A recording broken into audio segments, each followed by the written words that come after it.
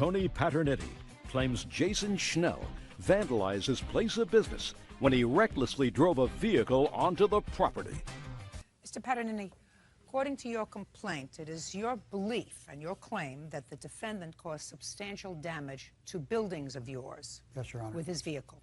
Yes, ma'am. Mr. Schnell says he didn't do it.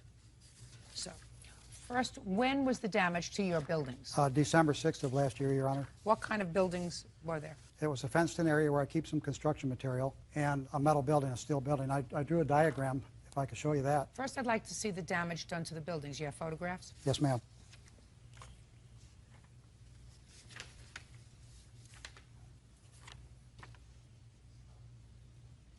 There wasn't a tornado in your area, was there? Not at that time, Your Honor. No. And when you left, you said it was December of '06. What date in December? December 6th. On the 5th, were you at the building? Yes, ma'am. Building's okay? It was fine when I left around 6 p.m. Fence was okay? Yes, everything was okay. No tornadoes that night. So now I see the damage. How much in dollars was the damage that was I estimated caused? around $4,600, Your Honor. How do you get to that estimate, Mr. Paternetti? I'm a licensed contractor. I brought a copy of my contractor's license, and I actually believe I estimated it low since I can do most of the work myself. You have to replace the fence in the shed? Yes. Okay. Now you're going to try to explain to me, since I gather from your papers you did not see Mr. Schnell. That's correct. Cause this damage. What evidence do you have that he caused the damage? Well, Your Honor, can I show you first what I thought happened to the property? No, don't tell me what you thought. I'm not interested in what you thought. Okay, the reason I think it was Mr. Snell is when he hit the concrete sidewalk here, he blew out a tire. Left gouge marks on the concrete, knocked down all of this, and there was gouge marks all along the property, and we followed the gouge marks down here, and I could actually see where the gouge marks on the road on You mean the gouge marks on the road from being driven on the tire rim? That's correct, Your Honor. Got it. He turned up, I could see where they crossed the street and turned up 90th Avenue. At the time I was looking, a friend of mine and his son came down.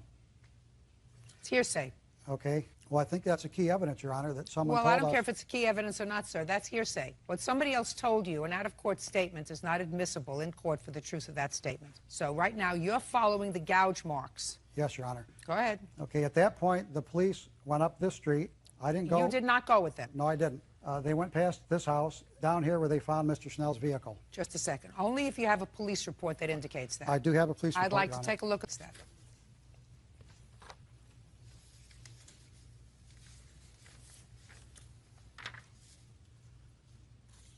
Police observe in their report that the damage appears to have been done by somebody doing donuts on the property with their car and lost control and struck the concrete pad, causing the right front tire to blow out, which caused damage to the rim. And then the writer observed pieces of the rim on the concrete pad. The writer observed gouge marks on the concrete from the broken rim. Then it ran into a chain-link fence.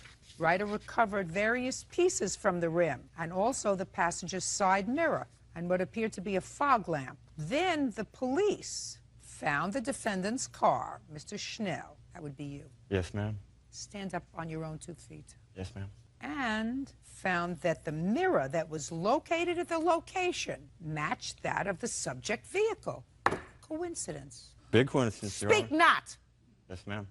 And the writer, that would be the police, also observed that pieces of the rim that were found at the incident location also matched that of the subject's vehicle. That would be you.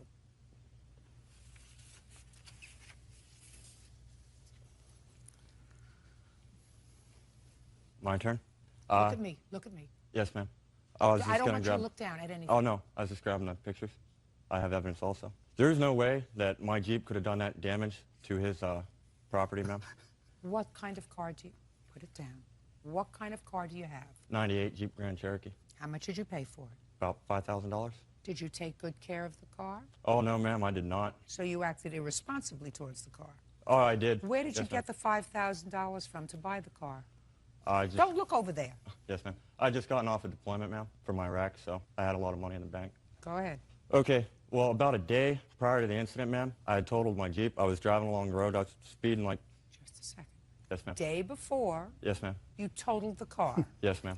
Tell me how you did that. My tire... Look at me. Yes, ma'am. My tire blew out, and I went Which tire? My right front tire, ma'am. Right front tire blew out. Yes, ma'am. How did it blow out, Mr. Schnell? I don't know how it blew out, ma'am. Right front tire blew out, and I went crashing into trees. I got pictures here that shows the trees that I crashed into. I'd like to take shows a the look. brake marks. I'd like to take a look at the tree you crashed into. Yes, ma'am. And that wasn't anywhere near his building, was it? Oh, no, ma'am. Good. You look at the pictures, you won't see a building around it. And I want to see the car. Yes, You ma'am. took pictures Yes, ma'am. of the tree. Very nice. And now I want to see a picture of the car.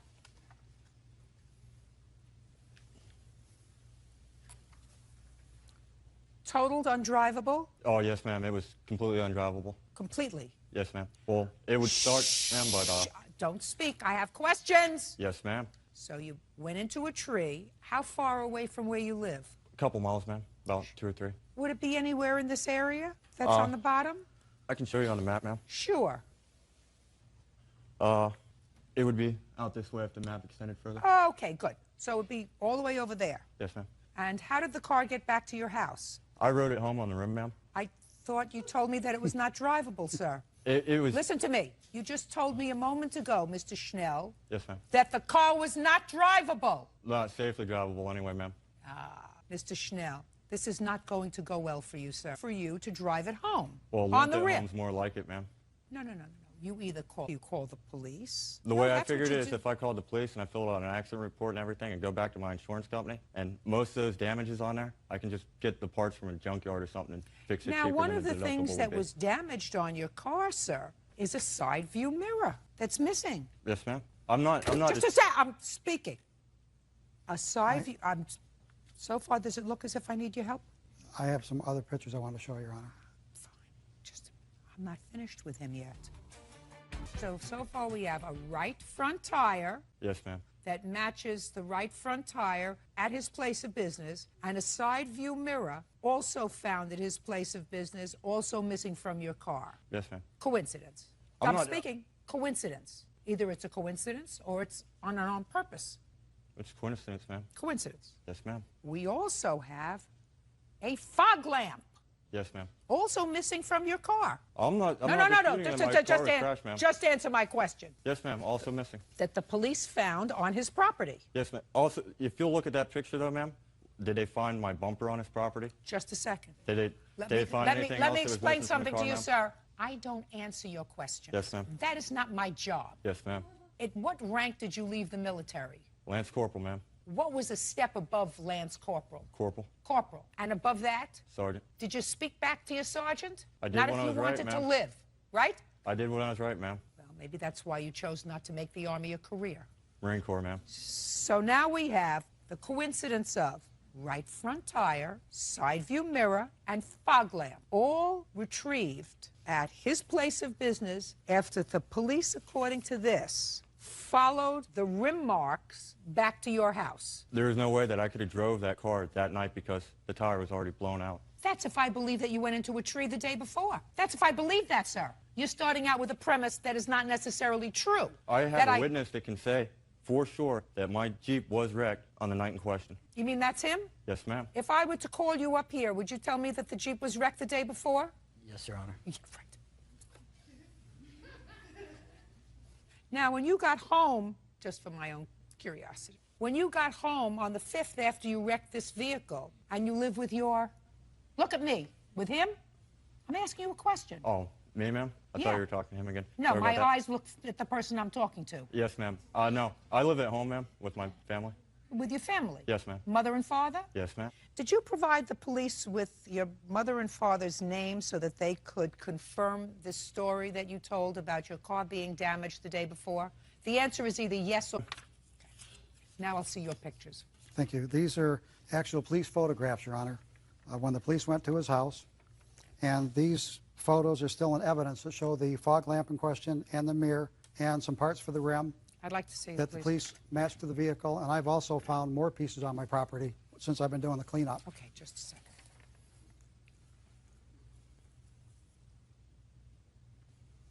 So the mirror that was found, which is primarily what I'm looking at, the paint is the same color as his car. Yes, Your Honor. Well, let's see what else we have. So we have you right can see- front tire, side view mirror, the same color as the side view mirror would have been from his car. Yes, Your Honor. All found on your property. Yes, Your Honor. What kind of work do you do now, Mr. Schnell? I'm unemployed, ma'am, How long have you been unemployed? since end of November. Why? Unemployment pays better than Walmart. So your parents just let you sort of hang around after you. When did you come out of the service? My EAS was November 26th. Of '06? Yes, ma'am. So you stayed home December, January, February. At this point, it's time for you to get into gear, right? Oh, yes, ma'am. First, you pay him the money that you owe him, $4,600. Judgment for the plaintiff, that's all. Maria Prieto claims her son's former friend, James Alfter, started a fire in her home while trying to grow marijuana.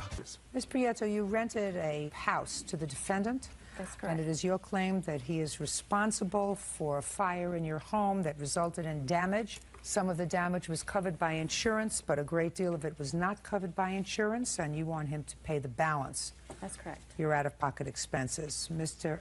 Alfter? Is that the way you pronounce your name? Yes, ma'am. You look petrified. Are you scared of me?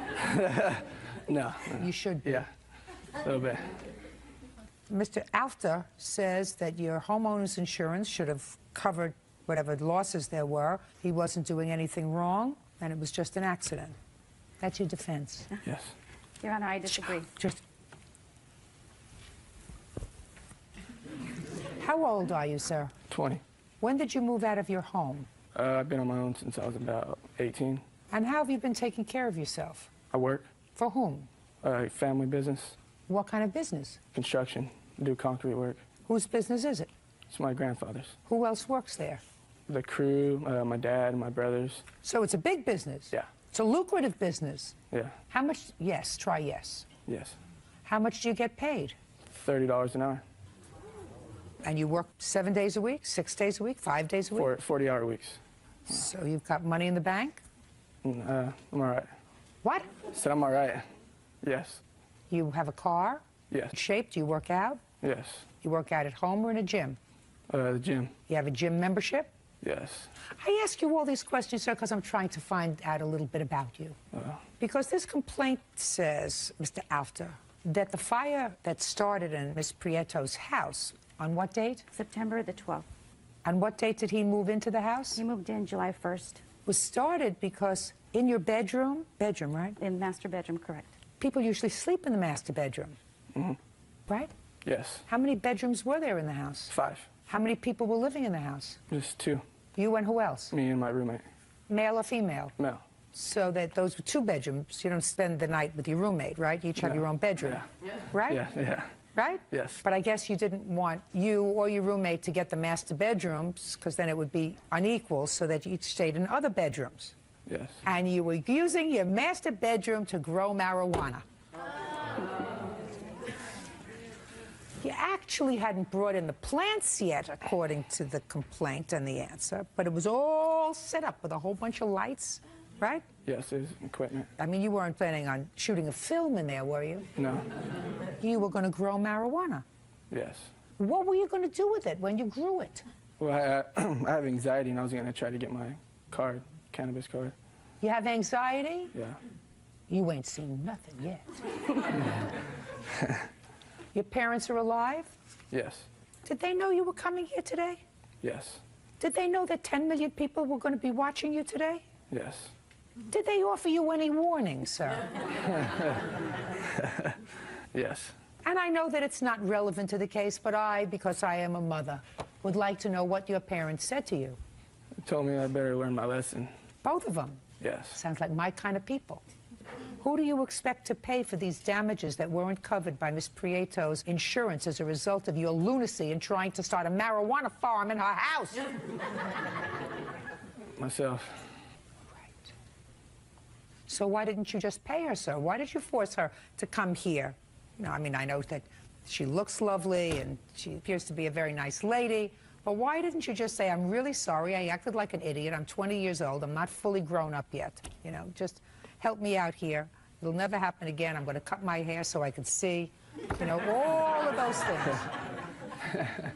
The sum, that amount that she wanted was pretty high. I thought the insurance would have covered it, but I was going to pay the deductible. Yeah, but the insurance company didn't, for instance, pay for all the landscaping around the house that was singed. But when I moved in the house, the land or the landscaping wasn't too caught up. May not have been too caught up. What about the fact that she didn't have the use of her house for a while?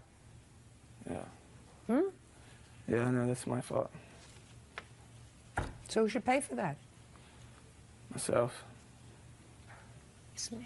Can I see the bills, please? Sure. And I have pictures also. Should have listened to your parents, Mr. Alta. Father's a pretty tough guy? Yeah. Are you using your real name today, sir? Yes. Is your father's last name the same as yours? Yes. Look what you did to her house. Bird, look what he did to her house.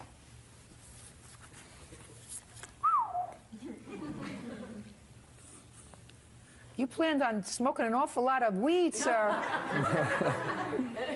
for your anxiety. Why don't you go to a therapist? I don't know. Well, I would try a therapist before I would start farming again. Who helped you with all this, sir? I did it myself. What about your roommate? No, well, he helped a little bit. Was he going to be your partner? No. What does he do for a living?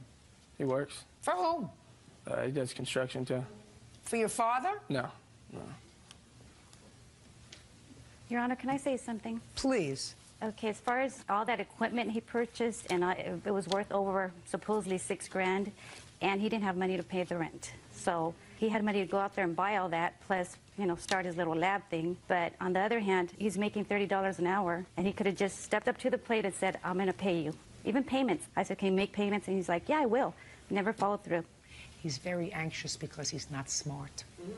And unless he gets smarter, he's going to remain anxious. Mm-hmm. Do you understand? Mm-hmm. Say sorry. Sorry. Not to me. Yeah, I'm sorry. Judgment for the plaintiff in the amount of $5,000, that's all. Crystal Reagan is suing her cousin, Amy Ross, for stealing cash from her home. Amy denies the charge.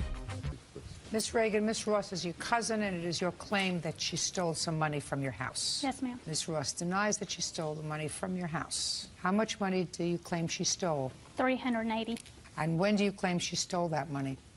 December the 17th. And where was the money? It was in this folder. I've got a table by my chair, and it's right behind the table. It was in your house. Yes, ma'am. Who was in the house? My husband, myself, Justin had come over to get some gas money, Justin is your nephew, and then Amy. And what proof do you have, Miss Reagan, that Miss Ross took your money? Well, what it is that day she come over. Justin had come over. He called first, said, could he come over and get some gas money? I keep up with all of his bills because he's young. He don't know how to do it yet. I've got a car with my name on it that's his, and... I got it. So he wanted to come over and get some gas money that you were holding for. Yes. He came over, got $35, which left $380. I keep a book where I write down every time he comes over to get money. And he got it, he left. Amy was there. She asked me, why does he come over here to get gas money? I explained to her I keep his money. For what reason? Well, how much does he got in there? And I said just $380. I'm sorry. And then after asking me that, I didn't think anything of it. She was like, well, it must be nice to be 17, have a brand new car, a nice apartment, and have money. And I was like, well, he's just getting started. That was the end of that. She stayed a total probably about 3 hours that day. We did go to Lowe's probably about 3 hours after her being there. Who went? Me and Amy. Two of you? The two of us, yeah. Go ahead. And she was talking about in that time frame how broke she was. She didn't have any money. She was getting one more check before Christmas and wasn't able to get her kids anything for Christmas. Didn't know if she had gas money to get back home. But when we went to Lowe's, she bought a hammer and pulled out a $10 bill, which I didn't think nothing of it either. You know, I say I'm broke all the time, but still have money. And so she dropped me off. I didn't talk to her no more for about 3 days. And then you found your money missing? Yeah. Okay, so that's the proof that you have. Well, no, that's just the story. The proof is that whenever I called Lisa, her sister, to ask her, did you and Amy happen to have went shopping? Do you know of any money? Because we all know that she's broke. Do you happen to know of any money that she come up with recently? She didn't answer the phone. I left a message. I didn't tell her anything. I just told her to call me. When she did call me, she was like, oh, girl, I know what's going on. Amy done told me all about it. And then that's when she comes in. Tell me your last name. Durham.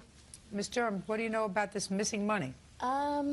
Amy had called me, and we just were talking, and I said, well, oh, Christy had called this morning, and she left a message. I need to call her back. And she just said, oh, girl, I know why she called. She thinks I stole her money. And I said, what? and she said she thinks I stole her money, but I didn't do it, and she's threatened to get fingerprints off that book, and the only time I touched that book was to get tape right up to get to make a Christmas list for my children. And she said that she had told me that on the initial call whenever I called her to ask her about that, because I did ask my husband about it first, and then I asked Justin, are you sure you did not take any money out of this folder? And I knew he didn't, but I knew I needed to ask first before I called Amy to ask her about it. And all she did was just go off, fly off the handle, say, no, I didn't take it. I can't believe you accused me of that. And I said, well, all I'm saying is my brother-in-law is a sergeant. I'm going to have it fingerprinted because it is plastic. Bluffing the whole time, hoping she would come up and say, well, you know, and then she told her, kind of like giving her a reason why her fingerprints would be on it. But she never told me that. That was the reason why. What was the reason why? You went into that folder. Okay. Listen to me. Yes, ma'am. You went into the folder to get some addresses for a well, Christmas I was list? sitting in her rocking chair in her house. I don't care where you were sitting. I don't care Yes, if you were ma'am. sitting on a stool, on the floor, or whatever. No, My I question wasn't. to you is a simple one. You went into the folder to get a Christmas list. No, not to get a Christmas list, to get a piece of paper to make a Christmas list. Okay. Is what happened. Good. I have a few questions. Yes, ma'am. Who do you live with? I live by myself. Where are your children? They're with me. Have they always been with you? Yes, ma'am. How old are they? They're 8 and 5. And how do you support them? I'm a preschool teacher and also their father. How much do you make teaching? I make about $1,500 a month. How long have you been teaching? For 6 months. Prior to that, where were you working? I was working at a temporary service. You have a bachelor's degree? No, I'm just a preschool teacher at a daycare. Is this your first job as a preschool? Yes, ma'am. Well, no, I've worked at another daycare prior to this one. Did you take the money out of that folder? No, ma'am, I didn't. And what I have to defend myself on this is I didn't take that money, and she knows I didn't take that money. She doesn't know. Listen to me. She doesn't know. You may not have taken it. I didn't. But she doesn't know. And I don't have to steal money from my children. Listen to me. If I need money, I go to their father. Listen to me. She doesn't know that you didn't take it, because my sense is that she legitimately believes that you took it. And then she called my work harassing me. She harassed my boss. She said, because I'm going to let you speak with her because she's in a classroom. She said, Don't tell me what, listen to me, don't tell me what you said to your boss. well, she called me at work, and when it first happened, she goes, called me, because this supposedly had, I went over there on a Sunday. She called me on Thursday morning, about 11. Okay. At work. Now, that's my question. This happened on December 17th, according to you. Yes, that's when the money was taken. When did you find the money missing? The following Thursday. Because, Too long a time, Miss Reagan. well, what it is Justin. Too long a time, Miss Reagan. And she called me threatening to take my kids away from me. Listen. No, I didn't. Yes, you did. Listen to me. I don't want to hear you anymore. Cry quietly. Okay. It's too long a time, Miss Reagan, between the time that she was in your house and the time you found the money missing. You may say that the only people that were in the house were you and your husband and Justin, but I'm not sure of that. Do you have children? Yes, ma'am. How many children do you have? 3. How old are they? 12-year-old, I got an 8-year-old, and a 9-year-old. And only And one they of them. and they also live in the house. Yes. I don't know who took your money. Well, can I explain why it was Thursday when I found it? I don't care why it was Thursday. It was Thursday. The fact that it was Thursday is dispositive, not the fact that you waited until Thursday. I have to determine whether or not there were other people who had access to that folder. According to you, the folder is not locked. It's in plain view in your house. You have 3 children, a 12-year-old. That didn't even know I took Listen to money in. me. Whether they know or not, children snoop. So I would say to you that without proof, the first person that shouldn't come into your mind is her. If I were missing money in my house, the first person that I would look at is my 12-year-old. Now, that may sound terrible to you. It's just a fact of life. That's it. So, in any event, as far as the courts are concerned, you need proof positive, dispositive proof that somebody is a thief. And I, quite frankly, don't find the proof here. Nor should you, when there are lots of people who have access to that folder. Does your 12-year-old have friends over occasionally? No. I don't believe that. He don't. Well, I don't believe that. Then you're not a very good mother if you don't let your 12-year-old have He friends goes over. off. So I don't quite believe that. In any event, you may or may not owe her an apology. She certainly doesn't owe you any money. That's all.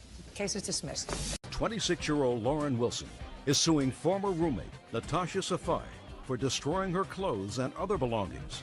She is also seeking the return of 1 month's rent. Miss Wilson, the defendant was a friend of yours, and there came a time, sometime last year, that she invited you to come down to Florida to live with her. For whatever reason, you decided to take her up on that offer and move to Florida from where? Salisbury, Maryland. The understanding, according to you, was that the first month she would forgive the rent, right, and then you would be able to get a job, start paying your share of the expenses. According to you, you got down to Florida in November. It was the first week in November, yes. And according to you, at some point in November, you gave her a check for $175. No, it was cash. Cash. Mm-hmm. For $175 for next month's expenses. In anticipation of December's rent, yes. When did you give that to her? I think it was about the 11th or the 12th of November. Is that correct, Ms. Safari? Yes. Good. So mid-month, you gave her rent towards December. Right. And then you had a falling out. When was the falling out? It was pretty much steadily. We were just bickering all the time. What was the date she told you to leave? It was the 16th of November. And at that time, she told you that you had 24 hours to get your stuff out. Right. Is that right? Yes. And you claimed that when you finally were able to get all of your stuff, some had been destroyed. Yes, bleach, a lot of it is had been destroyed, and some electrical items that you brought had been placed outside on the front porch, and by the time you got to get them, they were gone. Right. Ms. Safai says that she did not destroy your property, and she put out the property because you did not come within 24 hours to get your property. She wasn't keeping it in the house, aside from the fact that she thought you were staying home all day fooling around with her boyfriend. Right. Which is why you told her to leave. Yes, it is. Right? Yes. What made you think she was fooling around with your boyfriend, Miss Safai? Because a roommate that I had staying there that was getting ready to move out was also home during the day, and she was informing me that Lauren and my ex-boyfriend were spending a lot of time together during the day in the room. They were also making phone calls back and forth to each other. So did you confront your boyfriend? Yes, I did. What did he say? He said that it wasn't true. But I trust the girl that, had been my roommate. So how long did you keep the boyfriend after you had her leave? A few months. We're no longer together. Why didn't you kick him out? He wasn't living with me. Kick him out of your life is my question. Why kick her out? Why not kick him out? I did eventually, just not at the same time. Why? Because a good man nowadays is hard to find? What is it?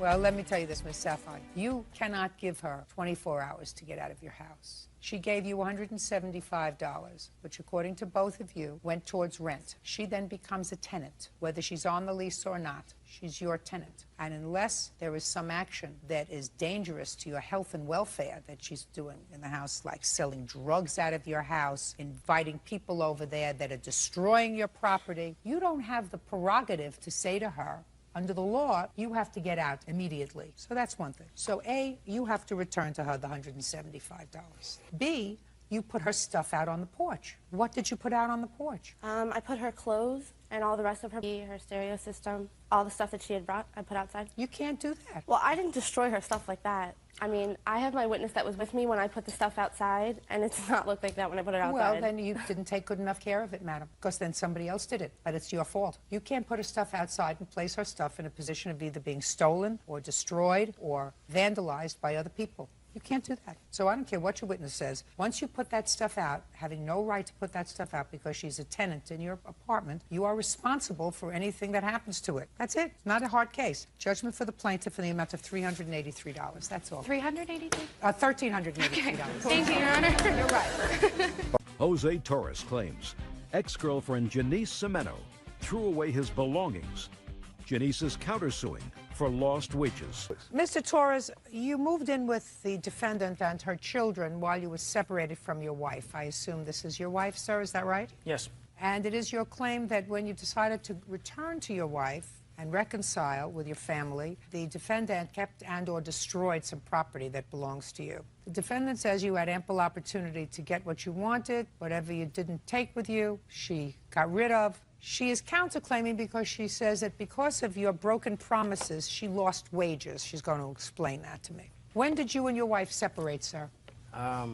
March of 2006. And when did you move in with the defendant? April, can't recall it. June 4th. And when did you meet her? I met her through my boss, which is her brother. When? In May. Where had you been living between March and May? My mother's house. So you met her in May and you moved in with her in June? June. First mistake. Where did you move in with her, sir? And where she used to live in Falmouth. Falmouth? Yes, In a house or an apartment? an apartment. How old are your children? I have a 5-year-old and an 18-month-old. Where's their father? Don't know. Gone. Yeah, Gone. don't know. Were you working? Yes. Who were you working for at the time?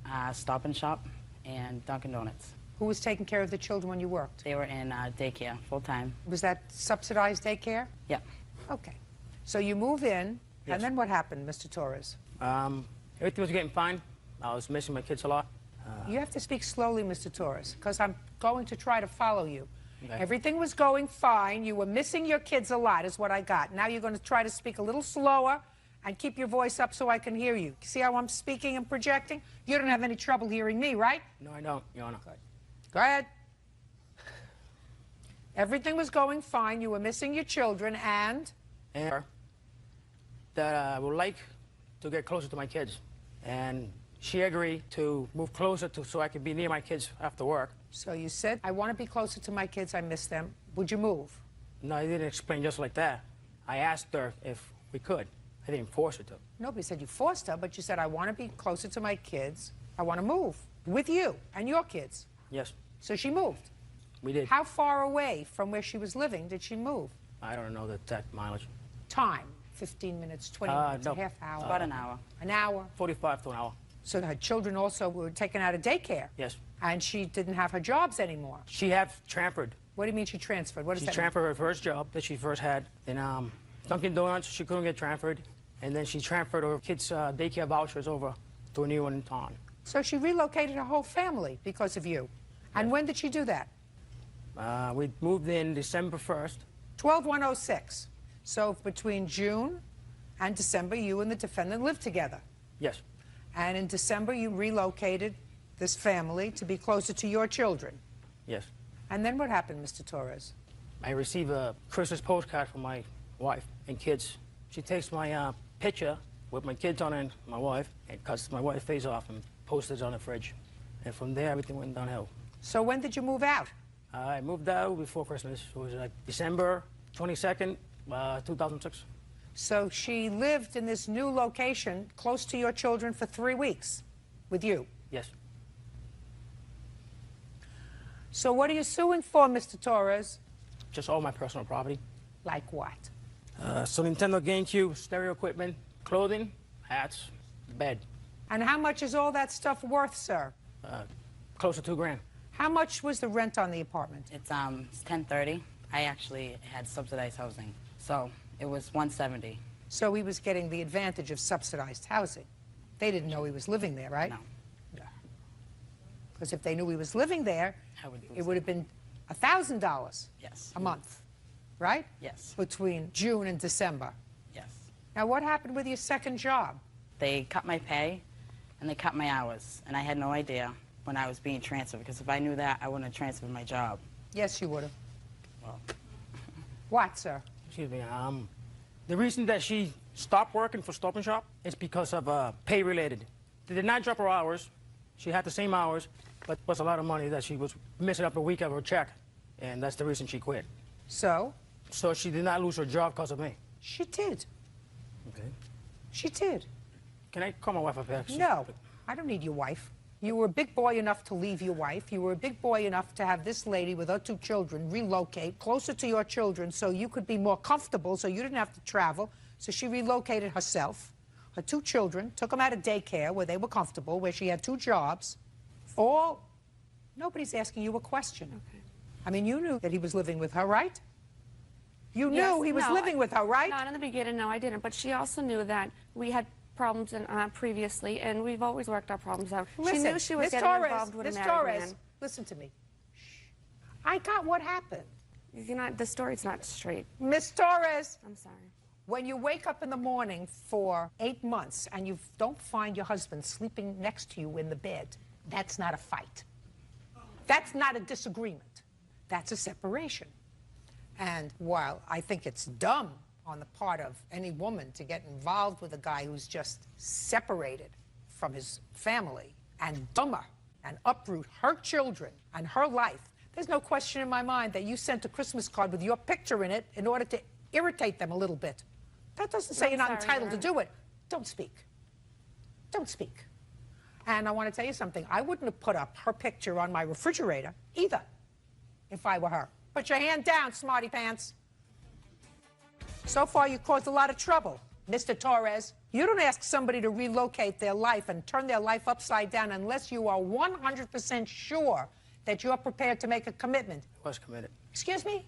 Everything got a lot stressful when we moved in to Taunton from Falmouth. You told me things got stressful when your wife sent you a Christmas picture with herself in it. And she cut the picture out, which is exactly what I would have done. Prior to that... Exactly what most women would have done. Cut out the picture of your wife. Excuse me, Your Honor. Put your hand down and don't speak. Prior to that, Your Honor, we were having the problems with her jobs. She was getting a little bit of stressful. Was she stressful between June and December with her job? No, she wasn't. Because everything was nice. She had 2 jobs, she had daycare, then she relocated, and then she had stress. It was your fault. You get where I'm going, Mr. Torres. No, I don't. Well, and I'm sorry. I'm sorry for you. I'm sorry for your wife. I'm sorry for your children. You should get where I'm going. Bird gets where I'm going. The 50 or some odd people out here get where I'm going, sir. And if you don't get where I'm going, there's something missing up here. Now, what happened to his property? I called him from my sister's December 23rd, and I said, you need to come meet me if you want your belongings. He said, I don't want them. You can throw them away. You can burn them. I don't care what you do with it. So I got rid of all his clothes, his hats, because what do I want with it? When did you get rid of it? Most of the stuff was on that day. I got rid of it. Okay, because you were pretty angry. Yes. So whether he told you to get rid of the stuff or he didn't tell you to get rid of the stuff, you would have gotten rid of the stuff anyway. Exactly. Right. Yes. Okay. Now tell me about it when he left. Tell me about what happened when he just walked out of the house without his clothes or anything else. He was a mess. He came back from work and he was drunk, and he'd tell me, going home to my wife and going back to my kids. And I told him continuously, I said, Jose, I'm not going to move unless, you know what I mean, you're going to be with me and stay with me. I'm not going to move to Taunton if you're going to go back with your wife. And that's what happened. He up and left. It's a very stupid thing to do. And what happened to his entertainment center? I have his speakers, and I asked him if he wanted them, and he said no. Put your hand down. You know how much sympathy I have for you? That much. 0. Less than 0, if that's possible. You have his bed? Yeah, what happened was when we lived at Falmouth, I got rid of my bed, and he brought his bed. So you got rid of your bed Yes, and took I did. his bed. He doesn't get the bed back. What else? Yes. There's the Nintendo GameCube, which my son plays with, but... What? I got a list if you want to see it. I don't care to see your list. Okay. She threw away a lot of stuff when you left, which is probably what I would have done if you left. You left, you're not there, you didn't take your stuff, goodbye. Stuff goes in the garbage. But she has your speakers. What else do you have of his? I have his VC like that. Okay, good. And his digital camera. Okay, I want you to box those things and get them out of your house. Okay. Within 5 days, he's going to pay the cost of putting it in UPS or the post office or whatever. Okay. Excuse me. I really need to speak because he did not get the story out the right way. He's very nervous. He doesn't know exactly what to say. He was buying back his own property. She did not offer to give it back to him. I don't care whether she offered to give it back to him or He not. offered to give her money. She checked off that he could get his own property with police escorts. And we I went, went. and she Good. said she threw it away. Good. You said it now? You happy? No, there's a lot more to it. I'm not interested in a lot more. I got the general gist of it. Your husband? You didn't Your because husband? he didn't explain it right. Don't speak. Your husband left you, not because of her, because he didn't I meet her for a actually leave. while. I got separated from her to take a part of time from each other. She kicked him out. Just a second. Then if you need time, Mr. Torres, to decide what you're going to do, is that what you're telling me? Is that what you're telling me? You needed time to figure out what you were going to do? No, we just need time away from each other. Then you don't move in with somebody else and dislocate them from a life. Do you understand that? Do you understand that? I understand that, but I didn't do that. Yes, you did. Yes, you did. You moved in with somebody else. If you want to take time away from your wife and see if the relationship can be put back together again, you do not move in with somebody else just because it's comfy. Do you understand? That's Yes, what I you do, did. but I didn't do that exactly like that. Get mad. Speak up. Huh? Mr. Torres, your wife may not want to acknowledge it, but that is precisely what you did. She did not handcuff you and tie you to her bed. From June of 2006 until December of 2006, you shared the defendant's bed, You shared her life. You convinced her to move and relocate to be closer to your children. That's what you just told me, sir. No, I you did not told convince me her. We that you agree wanted on. her to move closer. But I did not force her to do it. Listen, those are the things that you're getting back. Period. End of discussion. Let me explain something to you. You don't get awarded money for stupidity. You don't pick up your life and relocate for a married guy. And if you do so on a promise and a prayer, courts aren't here to help you. You have to understand that. His wife doesn't get it because she prefers not to get it. He didn't go and move into a room in somebody's house while they were trying to work out their problems. He found it more comfortable to be in your house, living with you. And she thinks that's your fault. That's not your fault. She's angry at the wrong person. She should be angry at him because it was his choice to move in with you, and it was his choice to move into another apartment with you. It was his choice. He was more comfortable living that way while he was figuring out what to do with his marriage. So her anger is misplaced, and I don't want to hear about it. So you get your property back. The stuff that she just mentioned, sir. Other than that, you get nothing. I'm dismissing her counterclaim because, unfortunately, the law doesn't permit her to have a counterclaim for her own acts of misguided love and affection and your promises that you were going to be with her. Law doesn't permit that. Any promises. Get out of here. Sandra Terrace says her ex-daughter-in-law, Miss Shelley Johnson, owes for airline tickets, wedding expenses, and the return of a family heirloom.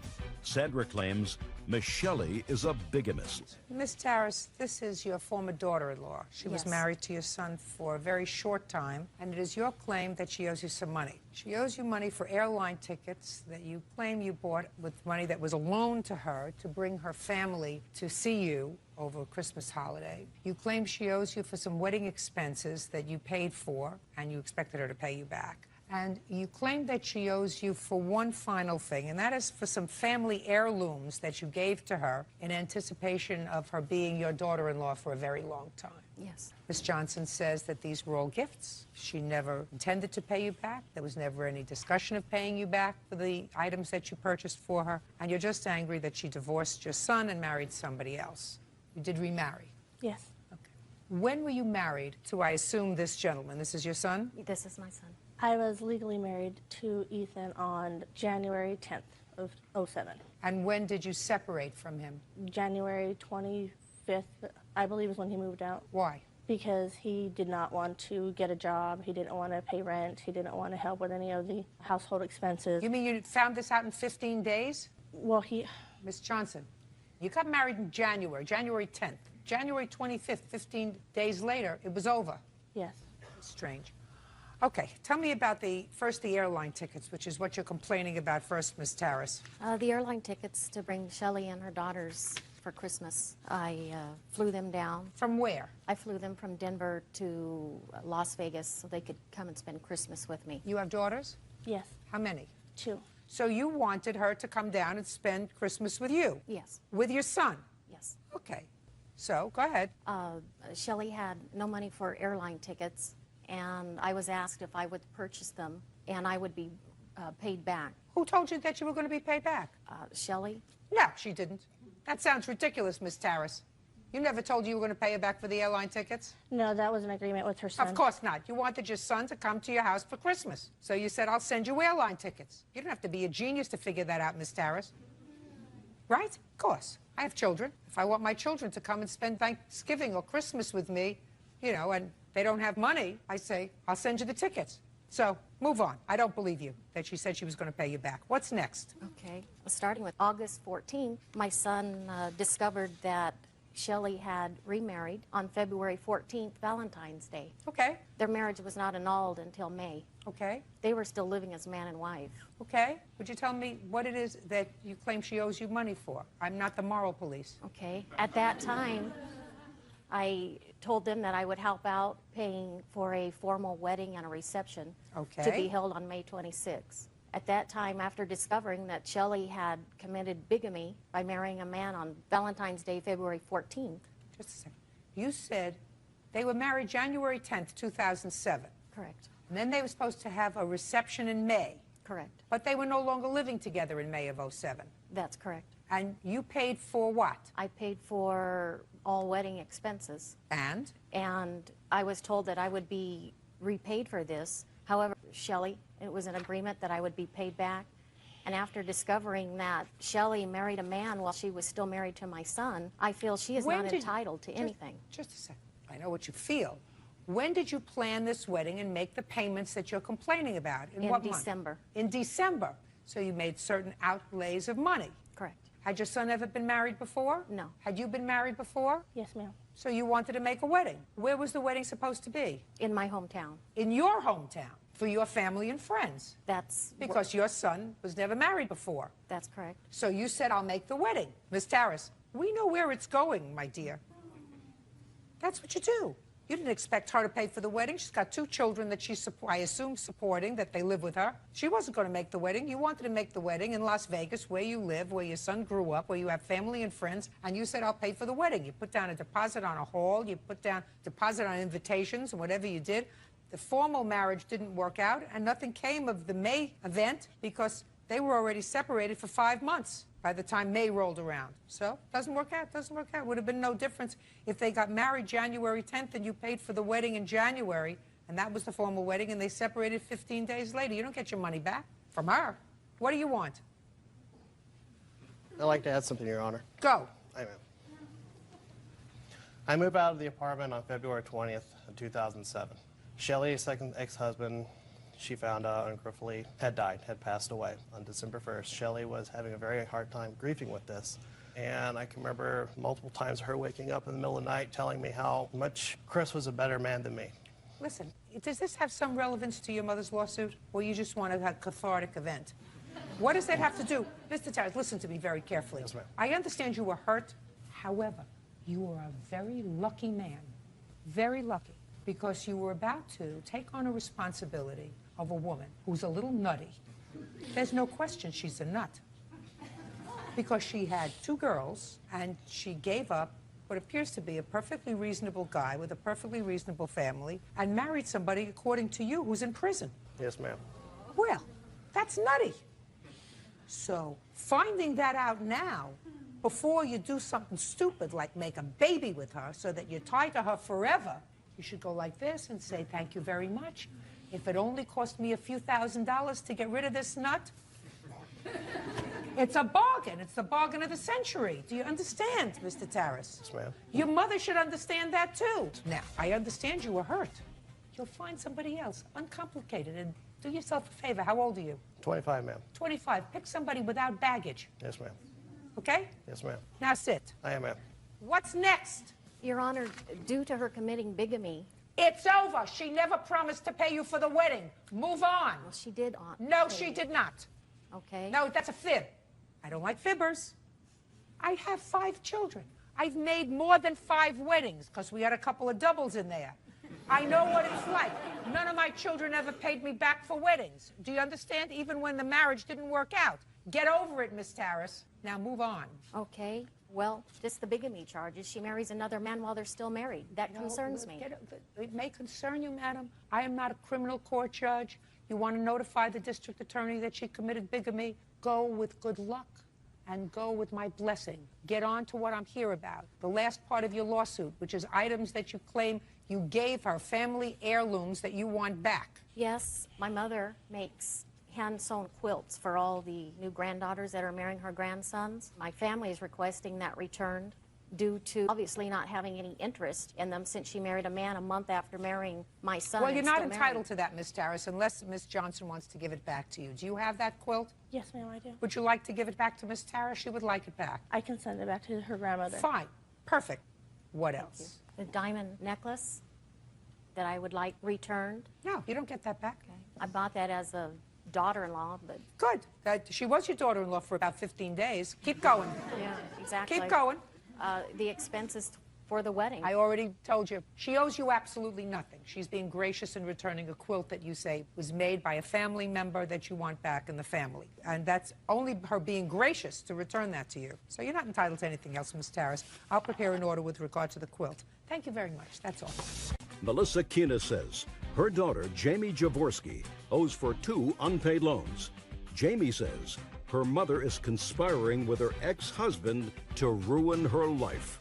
Miss Keenest, this is your daughter. Yes, it is. Does she have any siblings? Yes, she does. How many? 2, a brother and a sister. She's the oldest. Is she a cute baby? Gorgeous. Is she a nice baby? Yeah, very well-mannered. Must have been, because you had 2 more. Yeah. Well, you're not getting along so much anymore, and it is your claim that your daughter owes you the balance of 2 loans. One loan that you made to her several years ago in order to permit her to open up a business. That loan was for $10,000, and she's paid back a substantial part of that loan. That's correct. Over the course of the last 3 or 4 years. You were opening a beauty salon, and you were able to do that through the loan from your mom. Exactly. The second loan was for $2,000, and that was more recently, and that was to permit her to get an attorney because she was going through a divorce. Correct. With regard to that $2,000, your daughter says there was never any discussion of a loan, that you were ecstatic that she was divorcing the husband, and you agreed to help her secure an attorney so that she could That's not true, Your Honor. So that she could successfully conclude the divorce process. So let's deal with the first loan. When was that, Ms. Jaworski? It would have been in August because I bought the business. I took possession August of what year? 03. And it was for $10,000? Yes. Was there supposed to be interest paid on the loan? No. Well, tell me how you were going to make this loan with no interest. I knew that she had money left over from my grandmother's estate. Put your hand down. What do you mean left over? Well, my grandmother didn't take care of things how you're supposed to, and so all of the money that was left out of her estate went to the state for her care. But there was somehow this money left over that the state didn't know about. I knew of $10,000. Okay, go ahead. And so I asked my mom if I could borrow that $10,000 from her because I knew it was in the bank sitting there, and so that there wouldn't be interest or anything on it because we already had the money. Well, there would be interest on it. If she loaned you $10,000, then she's losing the interest on $10,000 for as long as it takes you to pay her back. There was never any discussion of it. But you do understand that. I understand what you're saying, but in my mind, it wasn't that way. I don't care what It was in just your sitting mind. there. What I'm telling you is, if your mother takes the money out of the bank, then she's losing interest on it, so there is a loss. I also don't understand why she should make this loan to you without interest when you have a brother and a sister. Why would she just let you have it all yourself? Because it was just going to be a loan. It was going to be paid back. In what period of time? There was no set period of time. Because when you open a business, you never know. Most businesses fail in the first 5 years. And Well, so, what happens if your business failed? You mean you weren't going to pay her back the money? Well, no, I never intended not to pay her back the money. But you just said most businesses fail within the first few years. What happens if your business failed? Well, if my business failed, I would still have to pay her, but that was just to help me out. It was my mom helping me out. It was family helping family out. But she didn't take that money out of the bank. At the last minute, she had decided that she was going to pull it off of a credit card because she was nervous about the state finding out that she still had that money. You mean she didn't think that they would find out about it if she kept it in the bank? Go ahead. Keep going. Keep going. I'm listening to the story. So she wanted to take it off of her credit card rather than take it out of the bank because she was afraid that the state would find out. Well, she was worried that Go they ahead. would find out and then she wouldn't have the money sitting there. Keep going. No, that's really what happened. Keep going. And so at the last minute, she decided to pull it with 0 interest. And either way, it wouldn't matter. There was Zero no interest for how long? Forever? I don't know. What do you mean you don't know? You're in business. You don't have 0 interest forever, maybe for a year or two, but not forever. I never saw any of the credit card information. I have no idea, to tell you the truth. Well, let's understand this. You knew at the time that you accepted this loan that it was coming off of a credit card. Is that right, Ms. Jaworski? At the last minute, yes. I don't care if it's the last minute or the last second. You always could say no. I know, but I'd already given Listen to me. You always could say no. And then if I had... Who cares what happens if you had? If you had, you go to work in somebody else's beauty parlor. Now, there was 0 interest. And as a business person, you know that 0 interest isn't forever. It's for a fixed period of time, which was for how long? 2 years. That brings us up to 2005. As of August 2005, how much money did you give her? I haven't split it out. These are just the statements that I have until then. Well, I didn't Lisa, add that up. I don't do that. Math wasn't my strong suit. Me either. You either? Then you No. shouldn't be in business. But if you didn't pay her back in the 2-year period of time when there was 0 interest on the credit card, you owe her whatever the interest is. End of discussion. Now, how much is on the credit card? On the credit Not with the $2,000 for the lawyer. I'm not dealing with that yet. Well, it was all on one credit card, and the balance due on it when she stopped making the payment was $4,995. Show me. Ma'am, before you go, can I say something else? Well, this is not the last one. That's after I've made a payment, but Can I see that bird, please? I've made like the last 6 or 7 payments on it.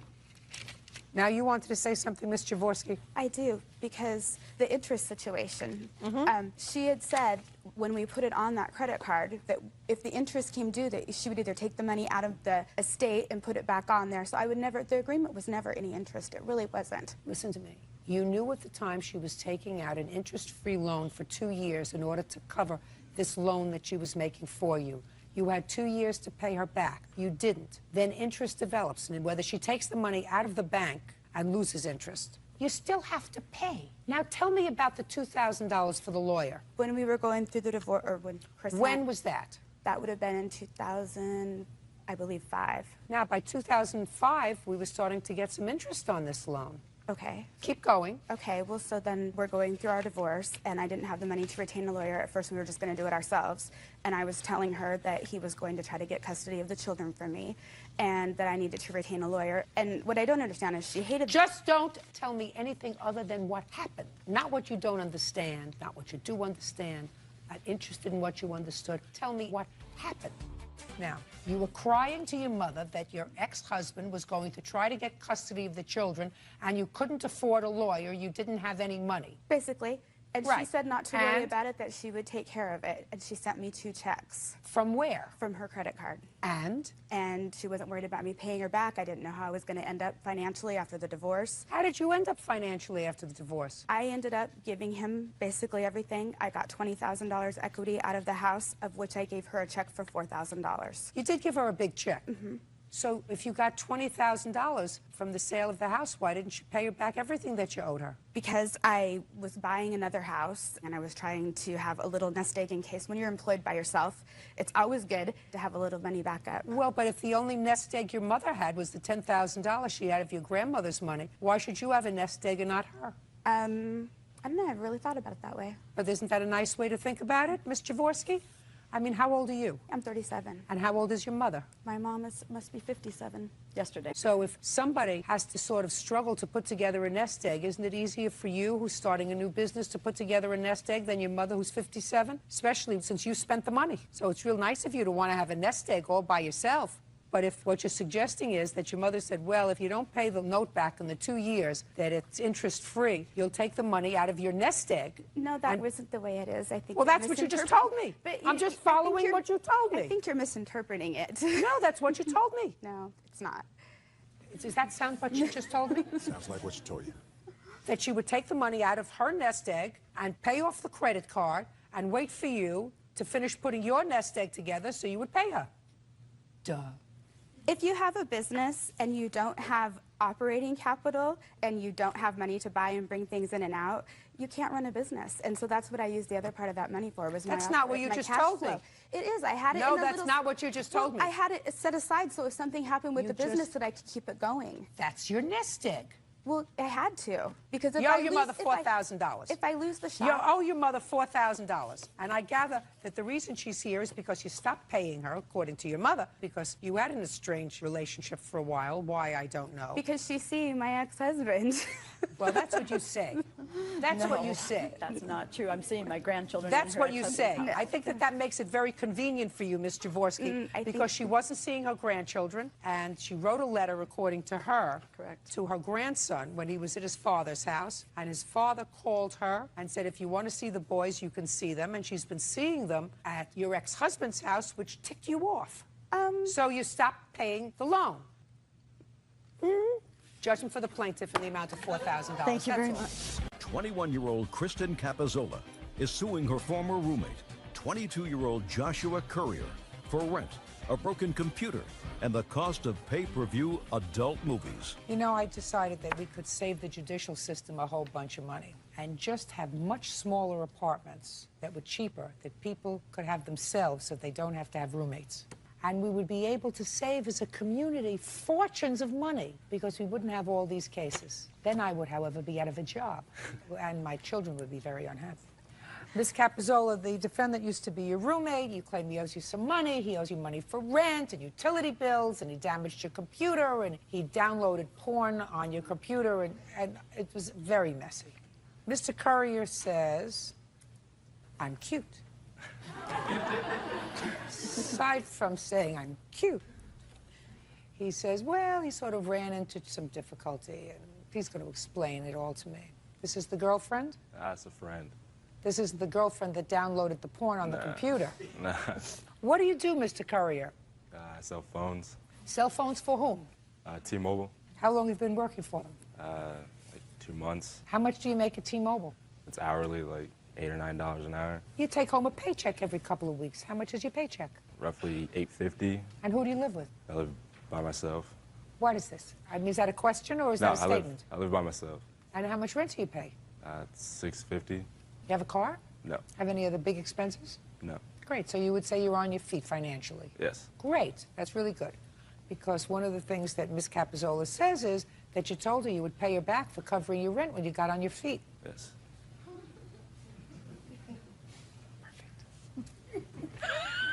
She's got to back into it, that's all. You know, you can't get on there right in the front. Right in the front's boring. You got to back into it. There you go. Right? That's right. All right, Ms. Capizzola, when did you start to room with, and it was just a roommate, is that right? Yes. Just a roommate. The charming Mr. Courier. October of 2006, he contacted me looking for a place to stay. I offered mine and my mother's home, with her permission, of course. We lived together there for approximately 3 weeks and then signed a lease in mid-November to move out. How long had you known him? About 3 years. From where?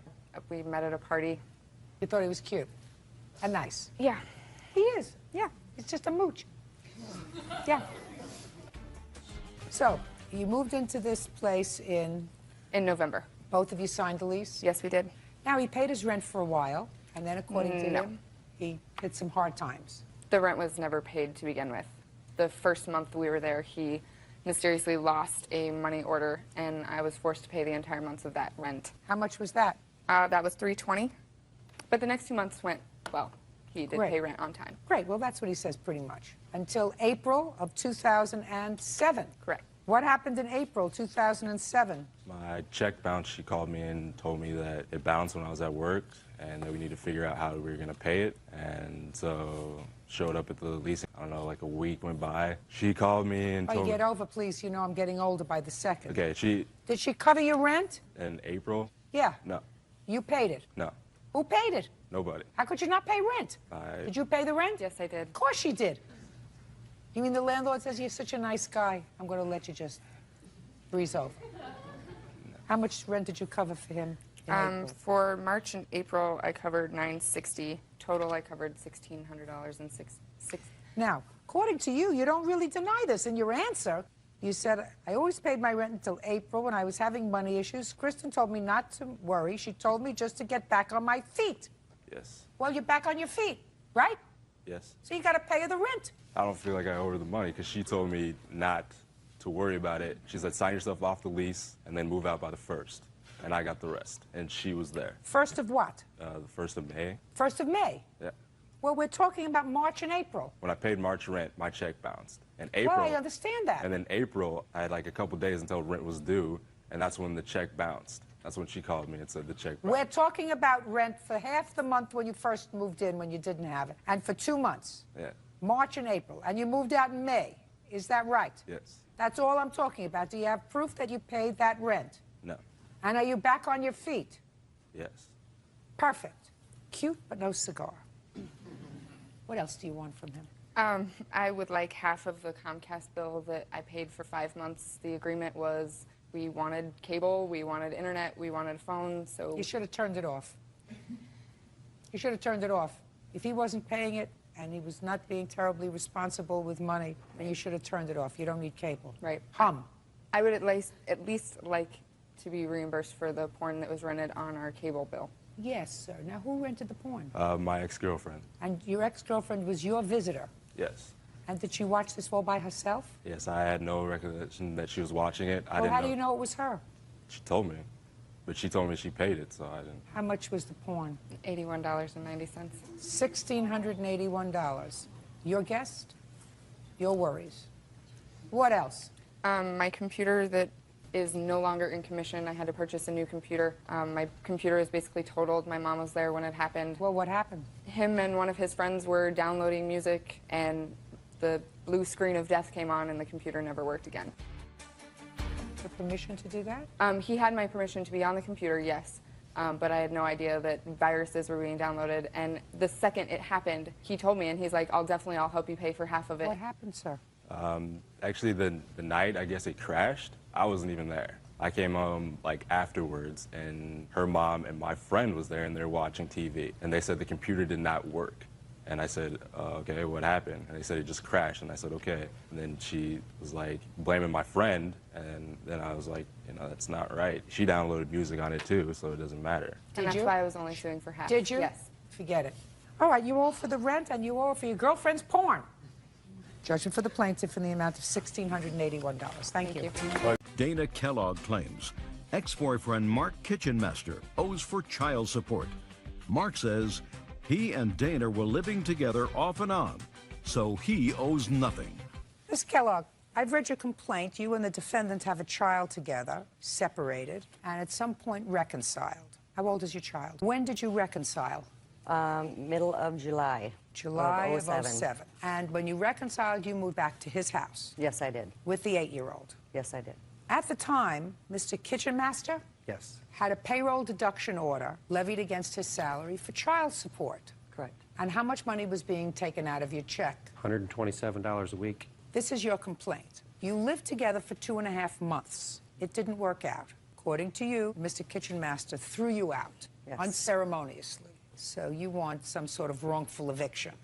That's not going to happen. You were paying rent? No. I was providing towards the expenses in the home and giving Mr. Kitchenmaster his child support back. Well, anyway, you didn't have a lease with him. This is not a wrongful eviction, so that part of your complaint is dismissed. It's fine.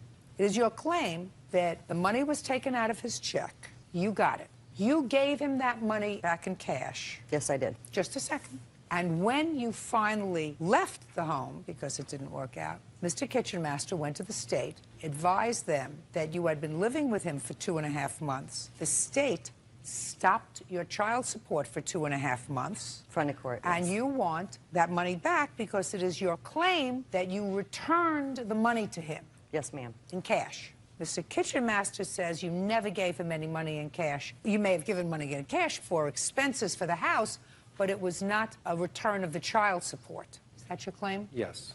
I assume, Ms. Kellogg, that you have bank records that are going to indicate to me $127 a week coming into your account and then a cash withdrawal of $127 within a day or 2 or 3 of The same day. the deposit. I have the same day. Can I see and it, my please? witnesses as well. Can I see it, please? I had a deposit of... Okay. Okay. I see that $127 came in, and I see on the same date $100 came out.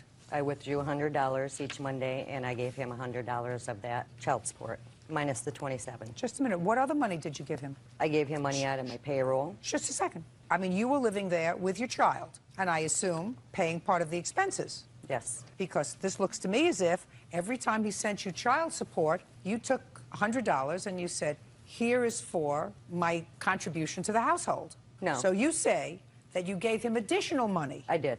Show me. I gave him cash money out of my Show pay. me. I bought groceries, and I took care of the children fully while I was there. What did you pay towards rent? He didn't ask for rent. Well, what was this $100 for?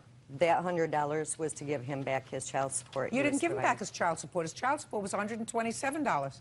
You only gave him $100. You have a witness? Just a second. Just a second. I want to hear a witness because somebody wants to raise their hands and tell me something. So I want to hear what you have to say. Who are you? I'm Brittany. I'm her daughter. Yeah. Did you move in too? Yeah. Just a minute. Hold on a second. So it wasn't just you and the 8-year-old. It was you and your 8-year-old and your daughter. Yeah, it was 3 kids. Me, my sister, and my brother. So you brought 2 other children with you? Yes. And how much were you paying for their support? I was paying for their support completely. How? Show me. Your Honor. Yes. Her 22-year-old son also moved back in with us for a while. No, I want you to show me, listen to me, I want you to show me somewhere in your bank records that you took out each month and gave him money for the support of yourself and your 2 other children. I cashed my payroll, and we discussed what the bills were, and I paid him towards phone bills and groceries, and I took care of my children completely as far as clothing or anything that they needed, that whole duration. What was this $100 for, Mr. Kitchen Master? She said that it was my child support, returning my child support, and there was no bill paying. I received $580 from her, and that was it. $580 in total for the Cash. 2.5 months that she lived there, and that includes these $100. Does that include this That was those $100. That's not these true. $100 payments? Yes, $580 total, and it would have been $600, but she had to borrow $20 back because she didn't have the money. She didn't have any money. She told me. That's not true, Your Honor. Who are I you? work at Well- that. Who are you? Mrs. Kellogg's witness. Come up. Tell me what you know. Tell me your name. My name is Natalie Vlahos. Go ahead. I am a friend of Dana, and I am a friend of Mr. Kitchenmaster.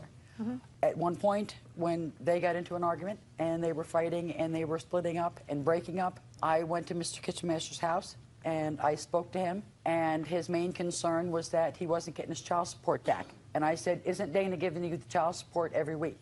And he said to me, yes, she is, but she's keeping gas money. And I said, well, what is she keeping? He said, she's keeping $27. I said, well, she does have to go back and forth to work. Part of the child support is to make her able to support the children that she has. That's not true. That's not what it's for. The child support is only for the child, not for her. That's right. He was telling me... Just a second. Only for the child. Well, I'm wrong. I'm sorry. No, I'm just telling you, if that's what you think, that's not what the child support is for. Thank you, but he did tell me that he was getting the child support back. You're not following what I'm saying. How was she paying the expenses, her share of rent for herself and 3 children, her share of gas, electric, phone, all of those other things? And if what you're telling me is that that's the $100 that you were contributing to the household... That's not all I was contributing. Well, then you have to show me. How much were you making in your job?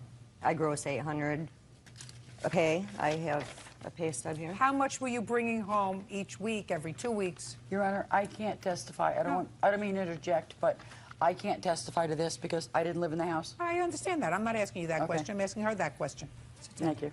All right, Ms. Kellogg, go ahead. I contribute everything I make towards bills. Would you bills. please answer my question? What was that? How much were you bringing home every week, every 2 weeks? Around $540 every 2 weeks, and I make my own car payments. Just a second. $540 every 2 weeks. Yes. Now, what's your car payment? $187 a month. Insurance? $100 a month. That's $287 right off the top. You have how many children that lived with you? 3. 3, including the 8-year-old? Yes. Did you ever have an older child that moved in for a while? He came and stayed for 1 week. He lives in Traverse City. Okay, so at some point there you had 4 children living there. Well, he wasn't living there. He was visiting. He was eating, wasn't he? Oh, yeah. Not provided by Mr. Kitchen Master. Just a second. Your children, food, gas, electric, let's say it's $100 a week. That's $400 a month. $687. So that leaves you $300 left over for clothes, expenses, school, lunches, after-school activities. There's no way that you were giving him any money for rent. There's no way. You don't have money. You had absolutely no money. I gave him cash on all the bills that he had. Fine. Okay. Listen, I absolutely understand what you're talking about, sir. She doesn't get it.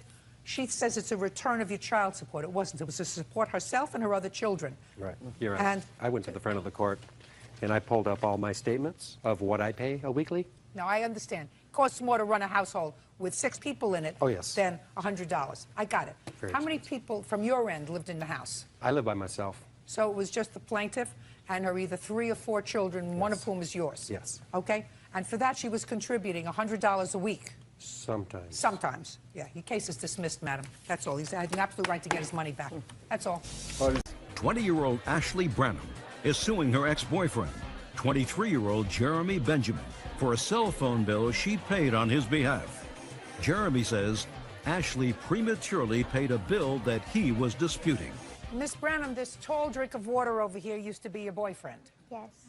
And you were foolish enough to get him a cell phone. Yes. A cell phone with a bill in your name. Yes. And you did that, according to you, and really not disputed by Mr. Benjamin, so that you could converse with each other. Yes. And with the promise that he was going to take care of the bill. Yes. Well, he didn't exactly do that. And according to you, within the first couple of months that he had the phone, and it was one of those fancy phones. What do they call it, Mr. Benjamin? BlackBerry. BlackBerry. Yes, ma'am. He kept trading in the BlackBerry. And by the time he left for Europe to play basketball, which he does professionally or semi-professionally? Professionally. Professionally. He had racked up a bill of close to $1,700.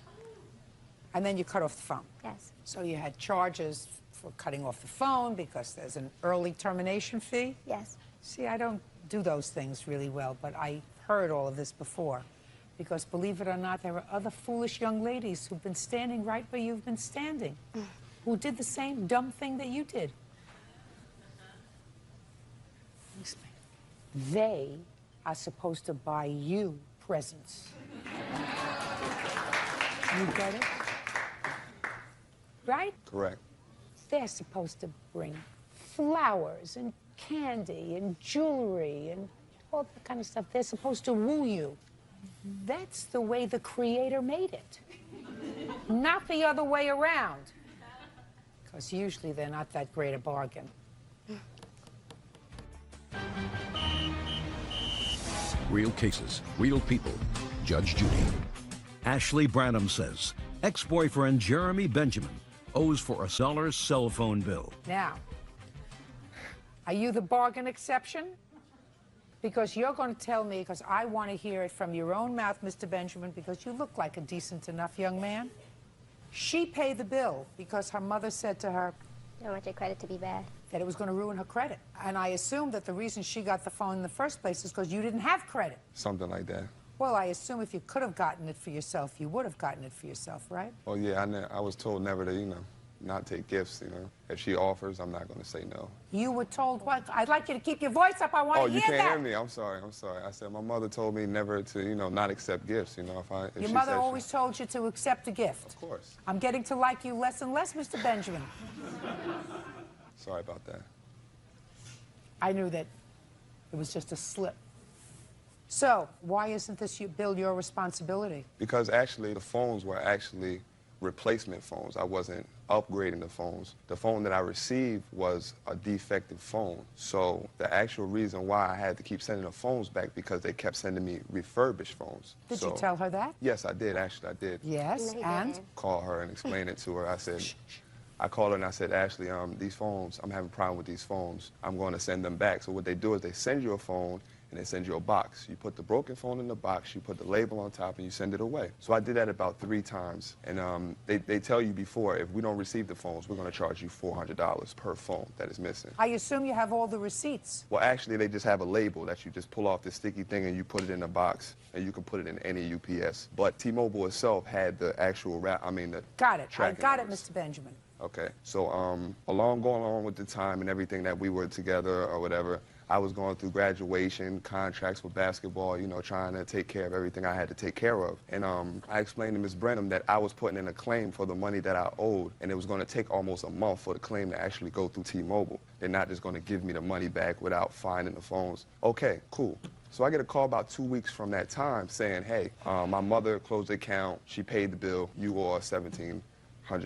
Well, a lot of that was for phone calls, too. Well, the voice plan, I think, was about between $300 and $400 out of that $1,700. Well, did you pay that part of it? I paid $200 prior before that. Why didn't you pay all of it? I have no clue why I didn't pay it all. You didn't pay any of it. According to you, your mother gave her $200 because she was complaining Well, to your no, mother. not actually. I sent the money to my mother because I was out of the country at the time. I couldn't send a check from out of the country. Okay, but you only sent her a little part of it. Of course, yes. What do you mean, of course? Well, we made an agreement that, I would pay $200 a month just because, I don't know. Who did you make the agreement with? Her mother. Her mother? Yes. But it's her credit. I don't know. I Look, guess she just took Mr. over. Benjamin, I read your answer, and what your answer put succinctly is, you went to Germany for how long? I was in Germany for 4 months. Working? Yes, this is a job. Did you have a cell phone, by the way, while you were there? Yes, ma'am, I did. Ah, that's the question that you didn't answer here in your answer, Mr. Benjamin. Right. Don't look down there. Right. Okay. She had turned off the cell phone. Your cell phone connection to her was over when you went to Germany. Right. How'd you get a cell phone in Germany that had a chip that allows you to call the United States? That's a fancy phone. How did you get that? No, no, no. Don't think about it. Just give me the truth. Yes, my mother. My mother got it for me out of the kindness of her heart. Well, that's your mother's problem, because according to you, your mom says you always take a gift, never turn down a gift, right? So, Mr. Benjamin, this is what you have to do, sir. You've got a beef with T-Mobile, right? Yes, I do. You don't have beef with her.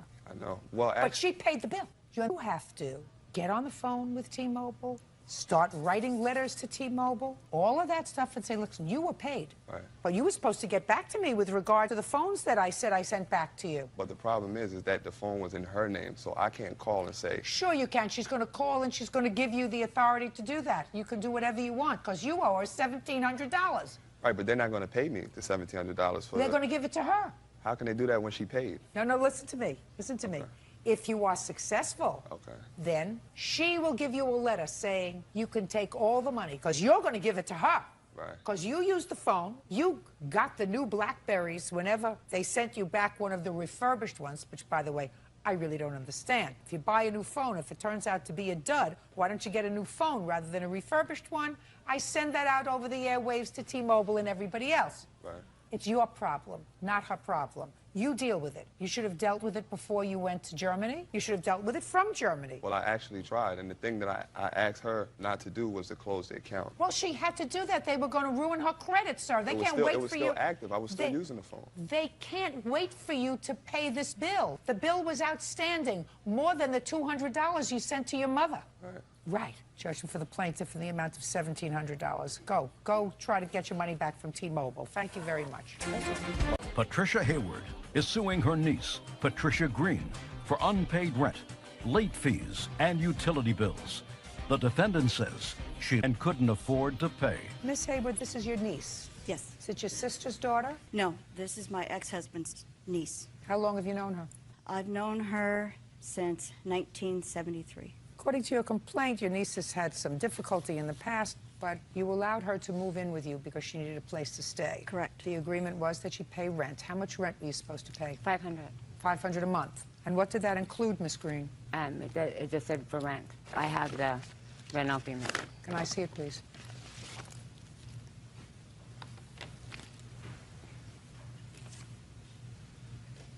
You agreed to pay my rent on the 3rd of each month. This is the rental agreement you gave me, right? It doesn't say what amount you're going to pay. How could you do a rental agreement without the amount of rent? She didn't write it down. This is what she gave me. This is what you signed.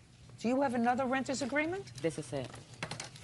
People really need a form for rental agreements. I should really do that. It would help people. She wrote the $500 in afterwards. You wrote the $500 in afterwards? We wrote the $5 in after she signed it. We were both sitting there, and we said, oh, she's the one that brought up, Trisha's the one that brought up. Her copy doesn't have $500. I know. I do know that. Fine. So let's say we all agree it's Okay, $500 a month rent. This is what it's about. She moved out. She didn't pay you rent. You want the rent. You threw her out because she stopped paying rent. So you want her to pay rent and utilities. Forget utilities because your agreement doesn't provide for utilities. $500 a month rent. Did you pay rent each month that you were there? Yes, I did. When did you move in? September of '06. When did you move out? February 1st of '08. Why? Because I was locked out. You were locked out because you didn't do what? I got laid off and wasn't able to come up with the rent. Well, so then the answer is you didn't pay rent. For the last month. Which month? November. Well, I paid in November. In December, I didn't pay. You didn't pay in December and you didn't pay in January. Correct. So that's 2 months you didn't pay. I was making payments on it while I didn't have a job. I paid $300 out of my last check, and I sold my belongings and got money to pay for that, and I cleaned the restroom. I mean, I was trying to pay it off. Clean the restroom. I'm just asking you, the last rent that you paid, you say, was in November? Yes, but it was $500. So really, I only owed 1 month. Well, that's what you're supposed to pay, $500. If you paid $500 in November, then you owe December and January. And you were kicked out February 1st. I paid all November. I understand that, but you didn't pay December, which is a whole month. Right. And January, which is a whole month. Correct. But I paid for December then. I was making payments. When did she make her last rent payment to you? She didn't pay December, January, and she left in February. So 2 months? Yes. That's what you want? Yes. Well, that's what it appears she didn't pay. So you lost your job? Yeah. And that's why you didn't pay? Correct. Do you have a job now? Yes, I do. Great. You owe her $1,000. Fine. Judgment for the plaintiff in the amount of $1,000. Your Honor. Thank you very much. Your That's Honor. all. Amy Evans is suing her ex-boyfriend, Timothy Beeler, for an unpaid loan to pay his rent and for the accrued interest on the loan. Timothy is countersuing for harassment and defamation of character. Miss Evans, Mr. Beeler was a friend of yours, and you took out a loan for him, very high interest loan, because he was in need of money. You want him to pay you back. The defendant says that you gave him money.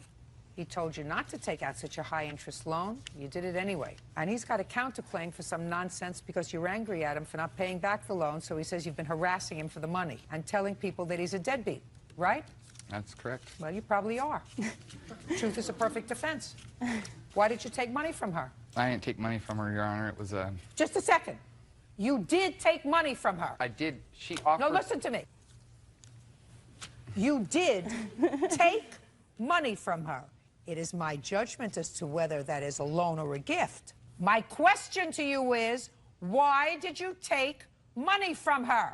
We had been seeing each other, whatever was going on with her, in her relationship with her husband or whatever. We started talking again, and she had stayed over a couple nights. We were pretty close. We were getting along pretty good. I was telling her my situation about my roommate. He skipped out on me, left me kind of hanging. I was a little short on my rent and whatnot. She said she'd try and help me out. She came up with some money. Yeah, she handed it to me, and I took it. It was a gift. I didn't know that I was forced to stay in bed. Just a second. And everything was cool, and we started talking about our relationship and stuff and what we were going to do. Well, tell me about that, sir. What? I'm confused because I read the papers, yours and hers. Tell me, when she stayed over at your house, did you stay in the same room? Yes. Did you stay in the same bed? Yes.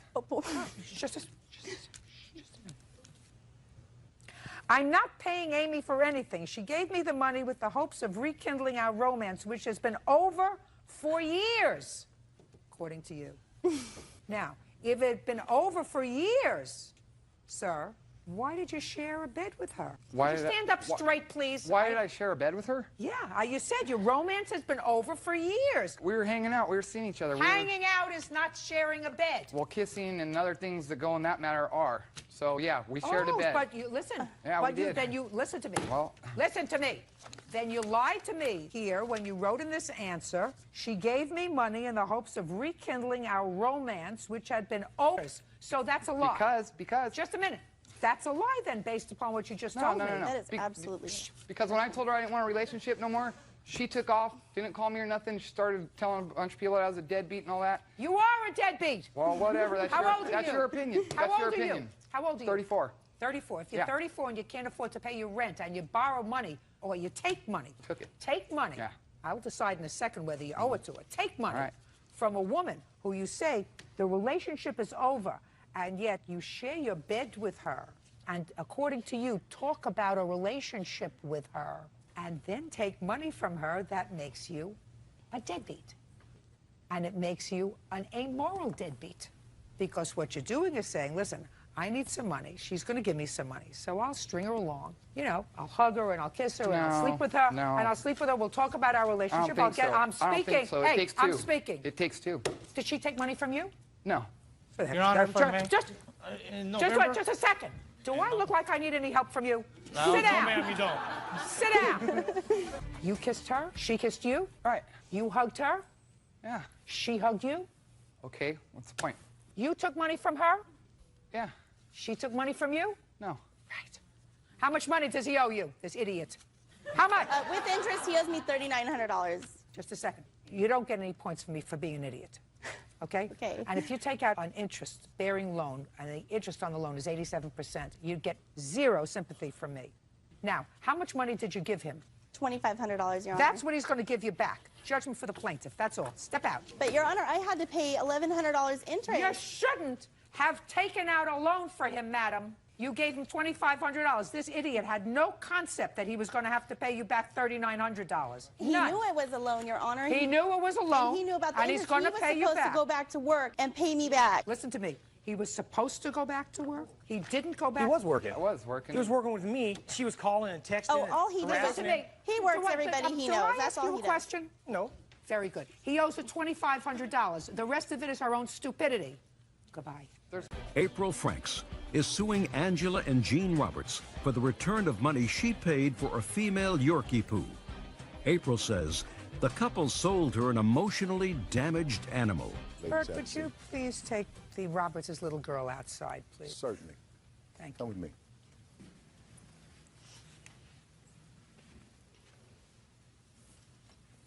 Ms. Franks, you purchased a dog, I assume this dog, from the defendants. Yes. You called them within 24 hours telling them that the dog had some problems. You wanted to return the dog. You ultimately did return the dog. You want your money back. Yes. The Roberts seem to believe that they had no responsibility with regard to the dog's condition that you found that was intolerable for you. And they said that they sold the dog, I assume, as is. This is what you get. Mrs. Roberts. From a breeder in Tupelo. A breeder? Yes, ma'am. When? It was the end of November, 2007. Do you have the date? Not the exact date. Was it after Thanksgiving? Yes, ma'am. So let's give it a date of the 28th of November. And I assume you bought the dog because you have one young child? Yes, ma'am. Did she go with you to the breeder? No, ma'am. You and your husband went? Just my husband. You went? Yes, ma'am. How many dogs did the breeder have for sale? I have no idea how many he had to sell. I think 2. And this is the How one many did you see? I met him in a town in between where we lived, and he just brought Carly here. So you didn't go to the breeder's house? No, ma'am. So you don't know where he got the dog from? No, ma'am. Did you find this person on the internet? No, in an ad in the Trade Winds paper, a sales paper that we have in our area. And he told you he had a dog? Right. And don't come to my house, I'll meet you halfway, or I'll meet you someplace. Right. And they gave you the dog. Did he tell you how old the dog was? Yes, ma'am. How old did he say? At the time, she was 18 months. And how much did you pay for this 18-month-old dog? $200. Did he say why he was selling an 18-month-old dog? No, he didn't. Did you discuss this with your wife before you went? I spoke to the gentleman on the phone about her. And what did the gentleman, I'm just curious, so even though I'm not taking this for the truth of it, I'd like to know what the gentleman told you about this dog. He told me that he had 31 dogs, and he was trying to downsize on some of his dogs, and that she had already been bred once, and she had 6 puppies at the time, and he thought it was too many for her, and he was going to sell her and her sister. And he was originally trying to sell both of the dogs, her and her sister. I do not know anything about the other dog. And I told him that we were only interested in buying 1 dog instead of 2, and he said that he would split them up and sell her to us. And we did discuss whether to come to his house or not, but he decided that he didn't want you at the house if it's in fact true that he had 31 dogs. Probably. Probably. Did he want cash or a check? We just gave him cash. That's all we had. Of course.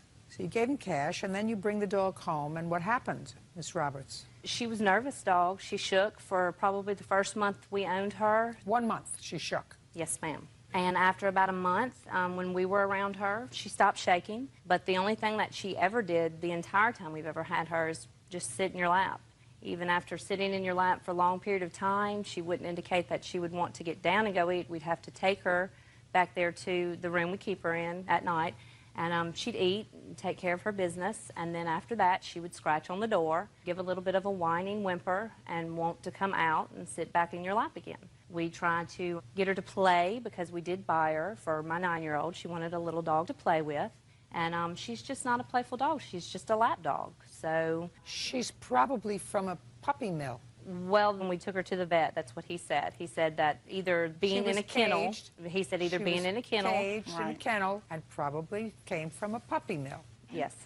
So what did you do? Well, we held on to her for a little bit longer, hoping that maybe she would come out of her shell a little bit and play. And when we were convinced after about 3 months of owning her, she was not ever going to be the playful dog for our daughter that we thought. So now she's almost 2 years old. Yes, ma'am. And after that, we decided that what we would do was try to sell her so that we could take that money and buy a playful puppy for my child. So you put an ad in the paper? Yes, ma'am. And what did the ad say? It's right here. What does it say? Says, CKC Yorkie Poo female, small dog, approximately 1.5 years old, 5 to 6 pounds, good health, mostly house-trained, 400, call my husband, and our phone number listed. That's not the ad that I responded to. Can I see the ad that you responded it's right here. to? It's highlighted in pink. I was in Columbus only. Yorkie Poo, CKC, I don't know what that means because they're not AKC registered because she's a mixed breed. Yes, ma'am. It's Continental Kennel Club. Approximately 1 year old. Which she's approximately. Do I look like I'm needing help from you? No. Approximately 1 year old, mostly housebroken, good health, small, 5 to 6 pounds, $400. Ask for Jean. Is that you? That's my husband. That's you. Well, that's the ad. Trade Winds Classified. This one is the Trading Post. We did take one out in the Trading Post and the Trade Winds. This is the one she responded to. So immediately, your ad is wrong. because the dog was not a year old. I guess so. And you were asking for this dog that is now older and you know has certain problems twice as much as what you paid for it. Correct. Okay. So you came to the house and? I went to their house. Carly was sitting in a recliner. She didn't get up or anything when I walked in. She got her and she put her on the ground on the floor and she walked around and I oohed and awed over for a few minutes. She was shaking and Angie told me it was because, you know, she didn't like strangers is what she said. And so, you know, I said, okay, you know, that could be possible. And I petted her and picked her up and I said that I wanted to get her. And so I left her house. I went to the ATM machine and I withdrew $400 and I went right back and I gave her the money when I got back. She had the CKC certification paper, her pamper pads because she's not housebroken or mostly at all, and a doggy soap. Just 1 second. Are you telling me that you had this dog for 3 months and the dog wasn't housebroken? She's puppy pad trained, which I consider mostly housebroken because she only goes on the puppy pads. No. It's probably one of the reasons that you wanted out of the dog, because the dog was a puppy mill dog. The dog was not used to being in a house and being let out. Yeah, sure it is. Okay, you returned the dog when? That evening after I left, I went to Walmart and I bought food for her. I bought her a bed and some toys. And, you know, the night progressed and she just wasn't acting like I thought she would act. I'm not a professional. So the next morning, I said the best thing I'm going to do is take Carly to the vet. So I took her to the vet, which the office where Amy works, and the vet examined the dog, and I have an animal report here. I'd like to see it, please.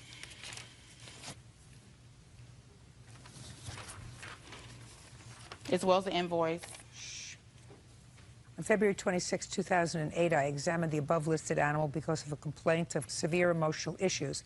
The animal would crouch down in the corner and urinate all over itself when touched. It was my opinion that the animal was experiencing fear, anxiety, and the owner would be better off returning the animal to the previous owner. Animals exhibiting such fear, anxiety have special needs that the average pet owner usually is unable to give. The time we took the dog to the vet was after the fact that April returned her? They just took the dog to the vet. Shh. You mean you never took the dog to the vet when you got her? She never urinated on herself or crouched down in I'm the corner. just asking you why you never took the dog to the vet. No, ma'am. Have either of you ever had pets before? We have quite a few. Well, then you knew that this dog's behavior was most unusual. I was told by several other people, we've never had a small dog like this before. Right. You have to give her her money back. Stop nonsense. You try to unload the dog on somebody else for twice as much as what you paid for it. I mean, usually when a breeder wants to unload an 18-month-old or a 19-month-old dog, they usually give them away to try to find good homes. This guy found a sucker who was willing to pay $200 for it. That doesn't mean that you, when you have the dog, I mean, you're supposed to be reputable people. I don't know about this person who's running a puppy mill, but you're supposed to be reputable people. That means that you got stuck. I'm going to find somebody else to stick with this dog and charge him twice as much. Right. That's outrageous. You have the dog? Give her back the papers, please. You owe her $400. That's all.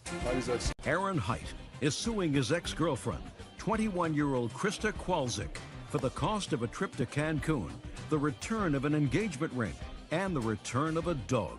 Ah, Mr. Height, you and the defendant dated, according to you, contemplating marriage. You at some point gave her a ring that you say is an engagement ring. You want that back. Things didn't work out. You also claim that after an argument, because the two of you were living together, the defendant left and took a dog that you had, at least in part, contributed to purchasing. You want that money back, and you want the cost of a non-refundable airplane ticket that you put on your credit card, her non-refundable ticket for a trip that the two of you were supposed to take. The defendant says the ring was a gift, the dog is hers, and she paid for the last trip that you took together, so this trip, well, you're going to have to pay for that because she paid for the last one. All right, let's take care of the ring first. That's the easiest. Can I see it, please?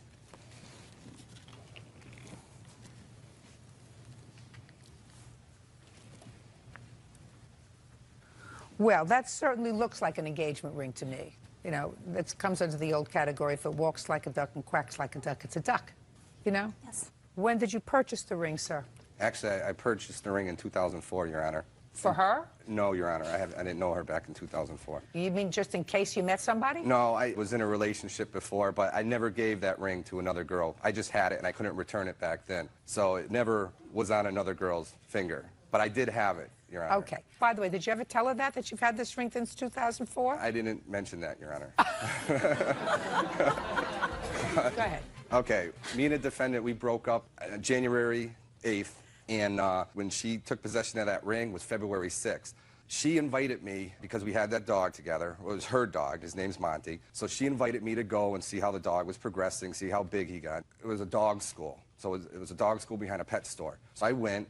And during our relationship, Krista was always like, if you ask me to marry you, the answer is yes.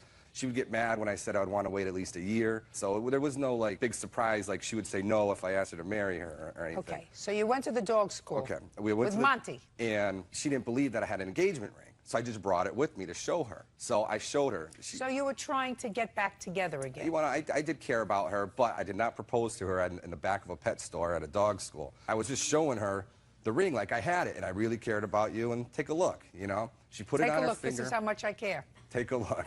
So she put it on her finger. She loved it. It's gorgeous. I said, it's not a good idea. I'm not giving it to you. It's not a gift. There's no way I'm giving you a $5,200 ring. You didn't even clean it.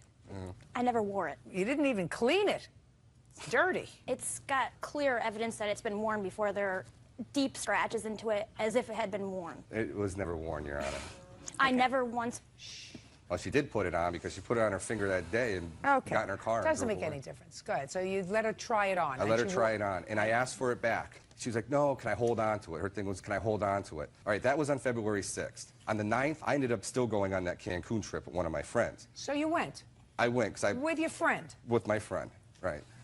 Okay, so we've taken care of the plane ticket. No, the plane ticket, that's not transferable. You still have that plane? She could have it. It's hers. It's $368 that I'm asking for, and she can have the credit, you know. Who paid for the last trip you took? She did, Your Honor. $2,400. That sounds like even Stephen. I paid for a lot of other gifts. For most of our relationship, like... Listen, let me ask you a question. You have absolutely no use for this ring. It was a gift. First of all, it's an engagement ring. He never proposed to me, Your Honor. I know he didn't. I also don't believe that he ever gave it to you. I believe him. I believe him. And if I didn't believe him, I would still tell you, you have to give it back to him. Men don't like to give somebody something that's very expensive, like an engagement ring, and then, for whatever reason, I understand you moved out. Which my mother helped Your mother? me. My mother. Your mother came over to the house, according to him. Next thing you knew, you were gone. Give him back his ring, please, Bird. All right, the ring is yours. The trip you took with your friend, I hope you enjoyed. You pay for it. Let's get to the dog. And then I will leave you both in peace, and hopefully you can say, we've had enough. It's over. Move on. Now, when did you purchase Monty? December 22nd, Your Honor. And you were together at the time? We were boyfriend, girlfriend, yes, Your Honor. You were living together? Yes, Your Honor. And you put in $900 according to the papers for the dog? According to him, but I did pay $1,200 cash for the dog. I have And the how receipt. much did Mr. Height put in to the dog? He says... Don't tell me what he says. Nothing. Nothing? He says he put in $300. Is that what you put in? Your Honor, I did. I'd like to see the bill of sale for the dog. This is down in Willington, Connecticut, is where we purchased the dog. This is from an ATM machine showing I'd in like Willington, to see it, please. Connecticut. I took out $300 on the 22nd. And she paid with a check $900 and my $300 in cash. I paid cash, $1,200. Show me where you took it out of a bank, the $1,200. Your Honor, I'm a bartender, and all of my tips are in cash. So if he put in the $300 like he said, There's no he question should have he put in signed, he should have signed the bill of Don't sale. shoulda, woulda, coulda. There's no question he put in $300. That doesn't necessarily mean it's his dog. What else did you buy for Christmas? The dog was not a Christmas present. I'm just asking you. Oh, I'm the asking cage you for what the you dog? bought her for Christmas. Oh, what I bought her for Christmas? Tickets to a Broadway show in New York in a hotel room. Didn't you go with her? No. You mean she was going to go alone to the hotel, and she was going to go alone to the Broadway show? Well, we broke up. The show was in February, Your Honor. Listen to me. When you got tickets to the Broadway show, I assume you got 2 tickets. Yes, Your Honor. For the 2 of you. Yes, Your Honor. And the plan was for the 2 of you to go to a hotel. Yes, Your Honor. What else did you get for her? The cage for the dog was like $170 I bought her. What else did I get her for Christmas? That's a good question. Oh, I got her tickets for 6 Flags. I bought her a coat, like, I don't know, like $150 coat. What'd she buy you? Well, actually, she bought me Chris Rock tickets down at Mohegan Sun, which she took. She never gave to me. What else did she give me? I can't really remember. She didn't give me as near. Who went to the Broadway show? I didn't go. I don't know if she went. Did you go? No? Okay, listen. Forget the dog. You got your ring back? Yes, Your Honor. Are you a happy person? Yes, but I would Perfect. Be happy. Be happy. It's over. You got your ring back. You've held on to the ring 4 years. Yeah, yes, Your Honor. Maybe it's not good luck. No. I know. Did you ever think sell of it. that? It's over. Finished. Thank you. Goodbye. Michael Prince claims neighbor John Miles moved his vehicle without permission and damaged it. Mr. Prince, you and the defendant are neighbors and share some sort of a common driveway. Yes, Your Honor. Is your claim that the defendant negligently moved a car that you had in the driveway and damaged it? Yes, he did, Your Honor. Mr. Miles acknowledges that he moved the car. I did. How long have you been neighbors? I've been there 12 years, Your Honor. And How long have you been there? 14. What I would like you to do is to show me this common driveway that the two of you share. Could you do that for me, please, Mr. Miles?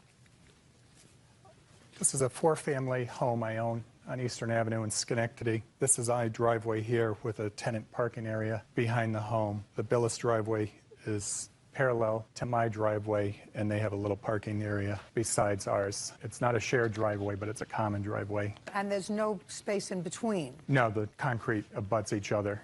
Now, Mr. Prince, it's my understanding that something happened with your car. It had been, I don't know, stolen, burglarized, I don't know what happened with it. And you had it towed, and you left it on the driveway. Yes. How long did you leave it there? It's been over a year. Would you go over and show me where you left your car parked? Sure.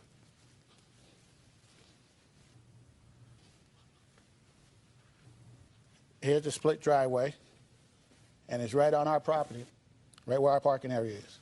Show me. Right about right here. Now you can step back. Now I'd like you to show me, Mr. Miles, where you say his car was parked for over a year. This car was parked right here on our side of the driveway. So, according to you, when he had the car towed there for a year, it was parked on your side of the driveway. Yes. Now, were you ever contacted by Mr. Miles to ask you to move the car? No, I haven't. Is that right? No. Could you move over? We spoke often when I came over to the house to do maintenance or work around the apartment house that he was in the process of getting the car repaired. It was my understanding that he was going to have insurance money from the car theft to have the car fixed. Who told you that? Mr. Prince. There was no other way you could have found that out. No. So you don't live in this. No, it's an investment property. It's an investment property. You have tenants. I receive any complaints from your tenants during that year? I did. You have any of those here with you? No. Okay. How many times did you, when you went back to check out your property, tell Mr. Prince that you wanted him to get rid of that car that was... We spoke often the first year. It was probably on a weekly basis for the first 6 months that the car was there, that the car was going to be moved and before winter. And the car wasn't moved on the winter of 06, 07, and I ended up plowing around it. It was terrible to just have the tenants go around it because Why didn't you just call and have it towed? Because it's on private property. I went through the town to have the code enforcement officer try to do it. You mean it's on private property where each of you has an easement? It's kind of a gray area because it's just being neighborly. I didn't want to make a big deal out of it. But once my tenant started complaining to me, and then with the snow removal. Yeah, okay, go ahead, sir. Your Honor, I have a videotape of right where he had a surveyor come over to the property and surveyed our property, and then he marked it off with tape. Then he marked the line coming down the driveway. And then also, that when he had the surveyor mark the property line, it took away from him, not from us, because our double lot is coming from our house, our lot, towards the parking area. His double lot starts from the split driveway towards his house. I have it right here on video. I'd like to see it. You mean before he moved it? Yes, I got before and after. Before he moved it. I'd like to see it. I have pictures too also. Just to say, I'd like to see them. My father's car is parked right exactly where my car is parked right now, which my car is the white Lexus. And I will show you, we came home and our car was moved. Here's the dental, on the ground, indentation. And just a second. Here's the indentation. Wait. I'm not following something, sir. Are you telling me this picture was taken before he moved the car? or after he moved the car? Oh, no, I know what you say. You say before it was moved. No, I took it Before after. it was moved, I took sir. the videotape. I'm sorry. Before it was moved. Do No. you have a videotape of your car sitting on the property before it was moved? No, I had the videotape. Then I'm not interested in seeing this video. Okay. And I'm not interested in seeing your pictures. Okay. There's only one issue, and that issue is whether your car was in any way encroaching on his part of the driveway 2 inches. If it was, you're lucky he waited a year to move your car. I wouldn't have waited 2 days. I understand. To move your car. It's an annoyance to have to go around your car for his tenants. If he lived there, he wouldn't have waited, but he had tenants there, and they probably figured, what am I going to do? You know, I have to go around this car. So they go around it. You following me, sir? Yes, I am, Your Honor. He had every right to move your car. Oh, sure. He had every right, Your Honor, and that's why, if that was true, he would have had a police tow and towed it. But legally, it was on my property. That's why he didn't have anything done, and he never came to me. We wasn't talking on a weekly basis. Why didn't you get the car off that property, sir? Your Honor, I was going to school full-time and working part-time, and I didn't have to, it was on private property. It's on our property. Mr. Prince, let me explain something to you. I'm seeing where your property is. There isn't a question in my mind that if your car was parked all the way in your backyard, having nothing to do with the defendant, he would not have moved your car. Why would he not have moved your car? Because he wouldn't have said to himself, I'm going to get a tow truck. I'm going to go to the expense of moving the car. If the car is in your backyard, why in the world, Mr. Prince, would this gentleman, who seems like a perfectly normal man, go to the trouble of moving a car from your backyard, which, as far as I'm concerned, as a neighbor, what you do is, if you want to leave an eyesore, a car that's not capable of being driven for a year, you put it someplace where it's not going to, because if it was in a place where it didn't bother anybody, Mr. Prince, he wouldn't have moved it. So, Your Honor, the property, our property where I had my car on is where I... What I just said to you, sir, I have to make a judgment. I understand that. I have to make a judgment. Listen, put on your listening ears. Whether a normal man, because I don't have any proof that it was on your property or his property. Put your hand down. Sorry. I don't have any proof. You say it was on solely your property all the way in the corner. He said it was not on your property all the way over in the corner where you have pointed it out to me. So I have to say to myself, let's resort to common sense. Would a businessman, because this is a business property, take time out from his day to rent a piece of equipment, to tow a car, to move it someplace away, if the car was already in a place where it wasn't bothering anybody, where it was in your backyard and not inconveniencing any of his tenants? So what I'm saying is, I find that, yeah, I can imagine as a neighbor with a common driveway, with you taking a car and leaving it there for 12 or 14 months until you got around to having it fixed, and you figured, listen, he's not even there. The only people that are there are tenants. And so ultimately, he got annoyed because his tenants were annoying him. Listen, this car, I have to go around it every time I have to go into the driveway to park my car.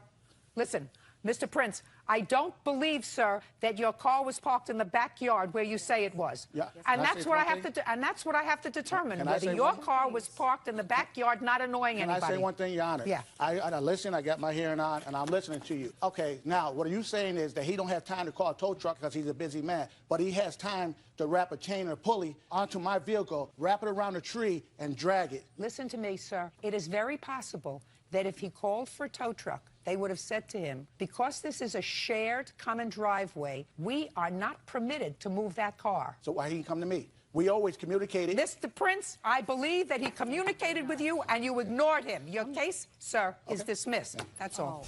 Allison Gardner claims former friend Andrew Beard repossessed a truck he sold her. She is suing for the return of payments made and for the cost of a dirt bike he sold without her permission. Miss Gardner, it is my understanding, and this is some sort of convoluted arrangement for the purchase of a truck. You purchased a truck from Mr. Beard. You claim that he took the truck back. You want all the payments that you made to him on the truck. And you say he took a dirt bike that belonged to, I think, your son. Correct. And he sold it. You want the money for the dirt bike. Mr. Beard has a whole different scenario about what happened with this truck and dirt bike. So let me make it simple for myself. You knew each other? You were friends? Yes. Okay, good. That's all I have to know. I don't need to go into the social history. I'm really not interested. You had a truck. Yes, ma'am. What was the year and make of the truck? It was a 1992 Ford F-150, stick shift, single cab pickup truck. Okay. And you were in need of a vehicle, so you agreed to purchase the truck from Mr. Beard. When?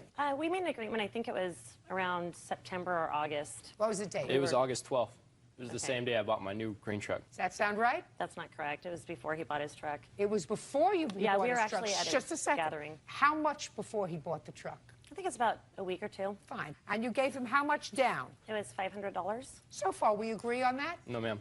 How much did she give She you? actually gave me nothing when I gave her the truck originally. No, I have a copy of it. I have two canceled But she checks did, here. in fact, give you money. She did, yes. How much did she give you at first? At first, $500 check. And when was that? I received both checks of $500 increments by November 16th. And did she have the truck prior to that? Yes, ma'am. When did she take possession of the truck? Actually, a couple days after my original date, August 12th, that I gave her the truck. So according to her, it was the beginning of August. So you got possession. Listen to me, Miss Gardner. You got possession of the truck the beginning of August. I have a check dated 8/14 of '06 for $500. Fine. He says that you got possession of the truck before you gave him the check. I'm not sure of the exact date, but that's probably close. Fine. So let's say August 1st, you got possession of the truck. August 14th, you gave him $1,000. I gave him $500 on 8/14 of '06 and another $500 on 10/13 '06. When were you supposed to give him the money? We did not have a specific agreement. He said that I could pay him on it as I was able to. Is that right? Yes, ma'am, that is. Okay. So he was a nice guy. August, you gave him a check for $500. October, you gave him another check for $500, leaving a balance of? It was about $1,100. I'd also given him $100 cash, $100 cash. Forget about the cash. Yeah. So you it'd gave be him $1,000, leaving a balance of? It'd be $1,400. $1,500. Don't play with Not me. including the $100 that I gave him. Not including the $100. Right. Correct. In cash. You give him checks and then you give him cash? Yep. So you owed him $1,500. And you've already had the truck 4 months. Yep. Well, when were you supposed to complete the payments on this truck? We had actually come up with the money, and we called him. My fiance Robin called him and said, "We have the rest of the money for the truck. Would you like us to go ahead and bring it to you?" When was this? This was later, after we found out that I'd asked him. I said, "Can I sell the truck to someone else? It's not working out for me." And he Yeah, said, just a "Fine, no problem." Just a second.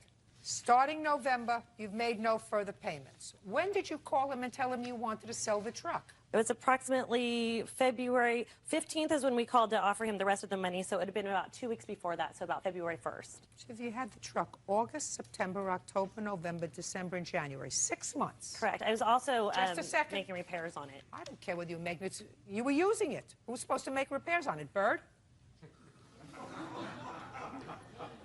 You bought a truck that's 15 years old. 15 years old. Yeah. And you bought it for $2,500. You've had the truck now 6 months. You've paid less than half on it. And now, according to you, you call him up sometime in February. Yeah. And say to him, truck's not working out for me. Is that what you just said? I want to sell it. So, before you can sell something, you have to pay for it. Well, I asked him, I said, I need to sell the truck. Is it okay if I go ahead and sell it to someone else and I'll give you the money that I owe you? He said, no problem, that's absolutely fire. And he had a friend of his that was also interested in the truck. So he came to my home and picked up the truck to show his friend. When did he come to your home to, just a second. Yeah.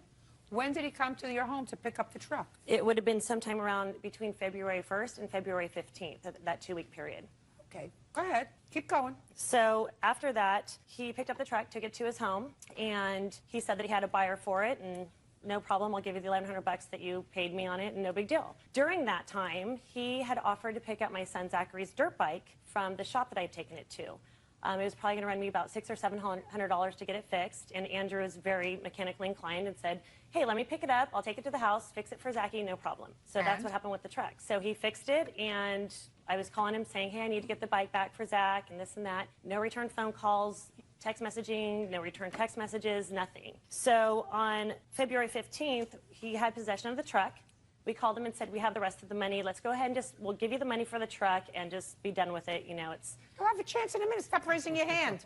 It's annoying and it's distracting. Go ahead. I said, we'll just give you the rest of the money for the truck. Let's just get it done, And then after that, it was February 25th, I called and I talked to him I sent him a text message and phoned him saying, I'm coming by to get Zachary's dirt bike. And at that time, he sent me a text message saying that he sold it, which I don't know how he could sell a dirt bike that he didn't have the title to without it being a legal transaction. So the bike at no point in time was ever collateral for that truck. He was doing me a favor. Actually, he was doing Zachary a favor in fixing the dirt bike. We never had an agreement that it was collateral. So what do you want? I want the money that I gave him for the $1,100 for the truck, and I want the money for the dirt bike to replace the dirt bike for my kid. Well, so that means that you used his truck for 7 months. You used it, you put mileage on it, you did whatever you had to do. You used his truck for nothing? Well, yeah. I mean, I don't, the truck is, it would be nice to get that money back. I want to replace my son's dirt bike. Just a second. Well, I'm trying to understand, madam. You purchased something, you didn't finish paying for it, you used it for 7, 8 months, and now you want the money back that you gave him, which was less than half of the amount of the truck. I mean, let's break it down. The reason I'm asking for that is because he said, hey, no problem, when I sell the truck or you sell the truck, when you find a buyer for it, I'll give you the money back. No big deal. You know, I'm going to listen to him, but you know why I question what you say to me? Why? Because you told me that on February 1st, you called him and you said, truck's not working out, right?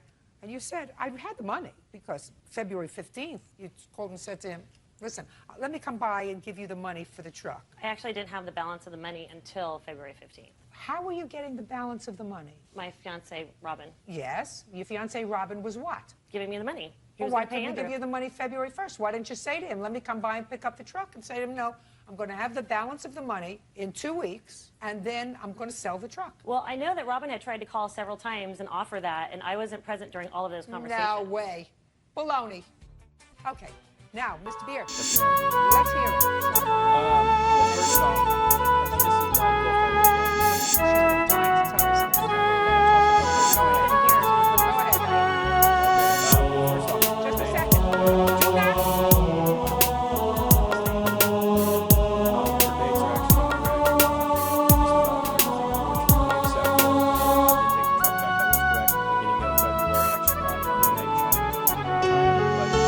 যতবার ভেবেছি ভুলে যাব তোমাকে, ততবার স্মৃতিগুলো পিছু ডাকে। যতবার ভেবেছি ভুলে যাব তোমাকে, ততবার স্মৃতিগুলো পিছু ডাকে। ভালোবাসা খুব সহজ ভুলে থাকা নয়, প্রেমের নাম নিষ্ঠুরতা দিলে পরিচয়। প্রেমের নাম নিষ্ঠুরতা দিলে পরিচয়।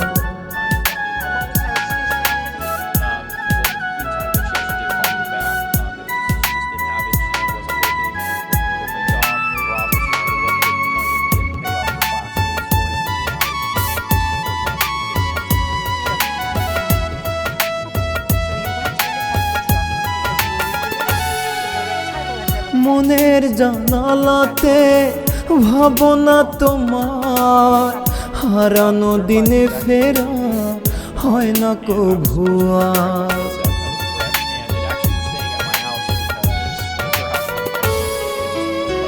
মনের জানালাতে ভাবনা তোমার, হারানো দিনে ফেরা হয় না কভু আর।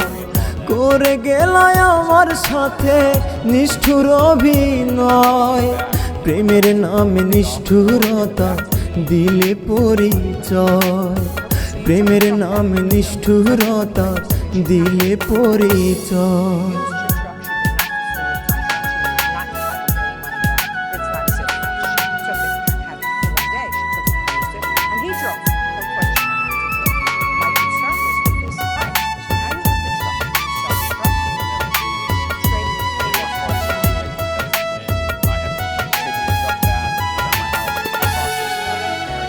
বাজবে না কখনো আমায় বলেছিলে, সেই তুমি কেমন করে পোড়ালে তিলে তিলে।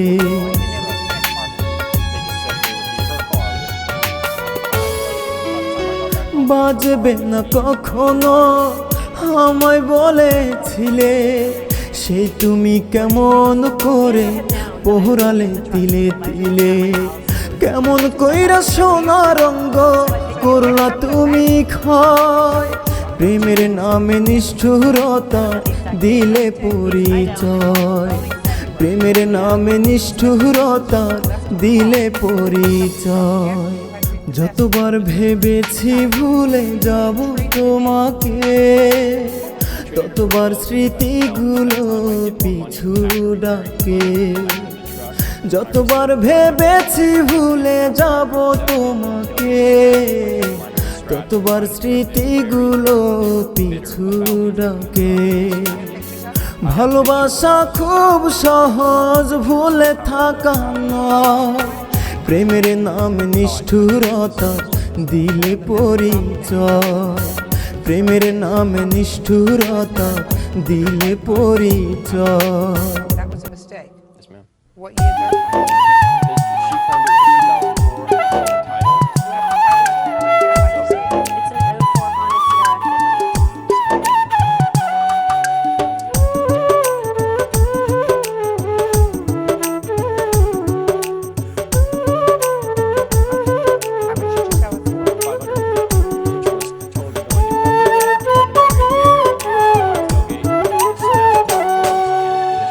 কার মায়াতে কলি যাতে মারলি বিষের সুই, আমি মরলে কোনো দিনও কাঁদিস না রে তুই।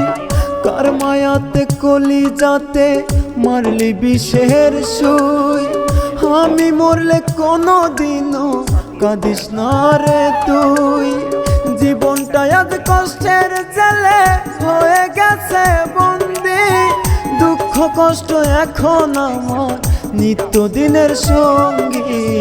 দুঃখ কষ্ট এখন আমার নিত্যদিনের সঙ্গী।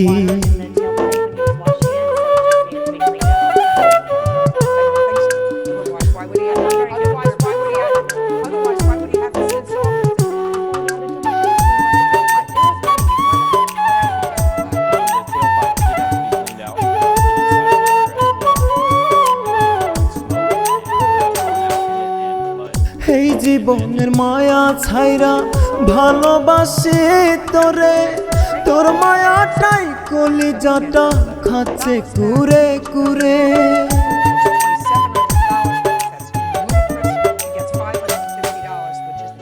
এই জীবনের মায়া ছাইরা ভালোবাসি তোরে, তোর মায়াটাই কলিজাটা খাচ্ছে কুরে কুরে। তোর লাগিয়া আজ আমি প্রতিটা দিন কান্দি, দুঃখ কষ্ট এখন আমার নিত্যদিনের সঙ্গী। দুঃখ কষ্ট এখন আমার নিত্যদিনের সঙ্গী।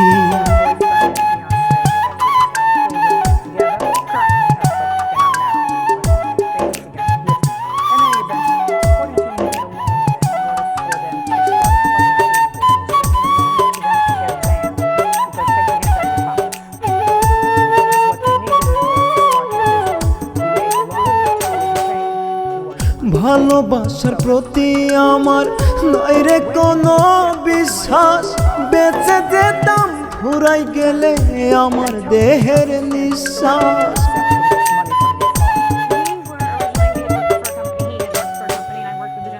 ভালোবাসার প্রতি আমার নাই রে কোনো বিশ্বাস, বেঁচে যেতাম ফুরাই গেলে আমার দেহের নিঃশ্বাস।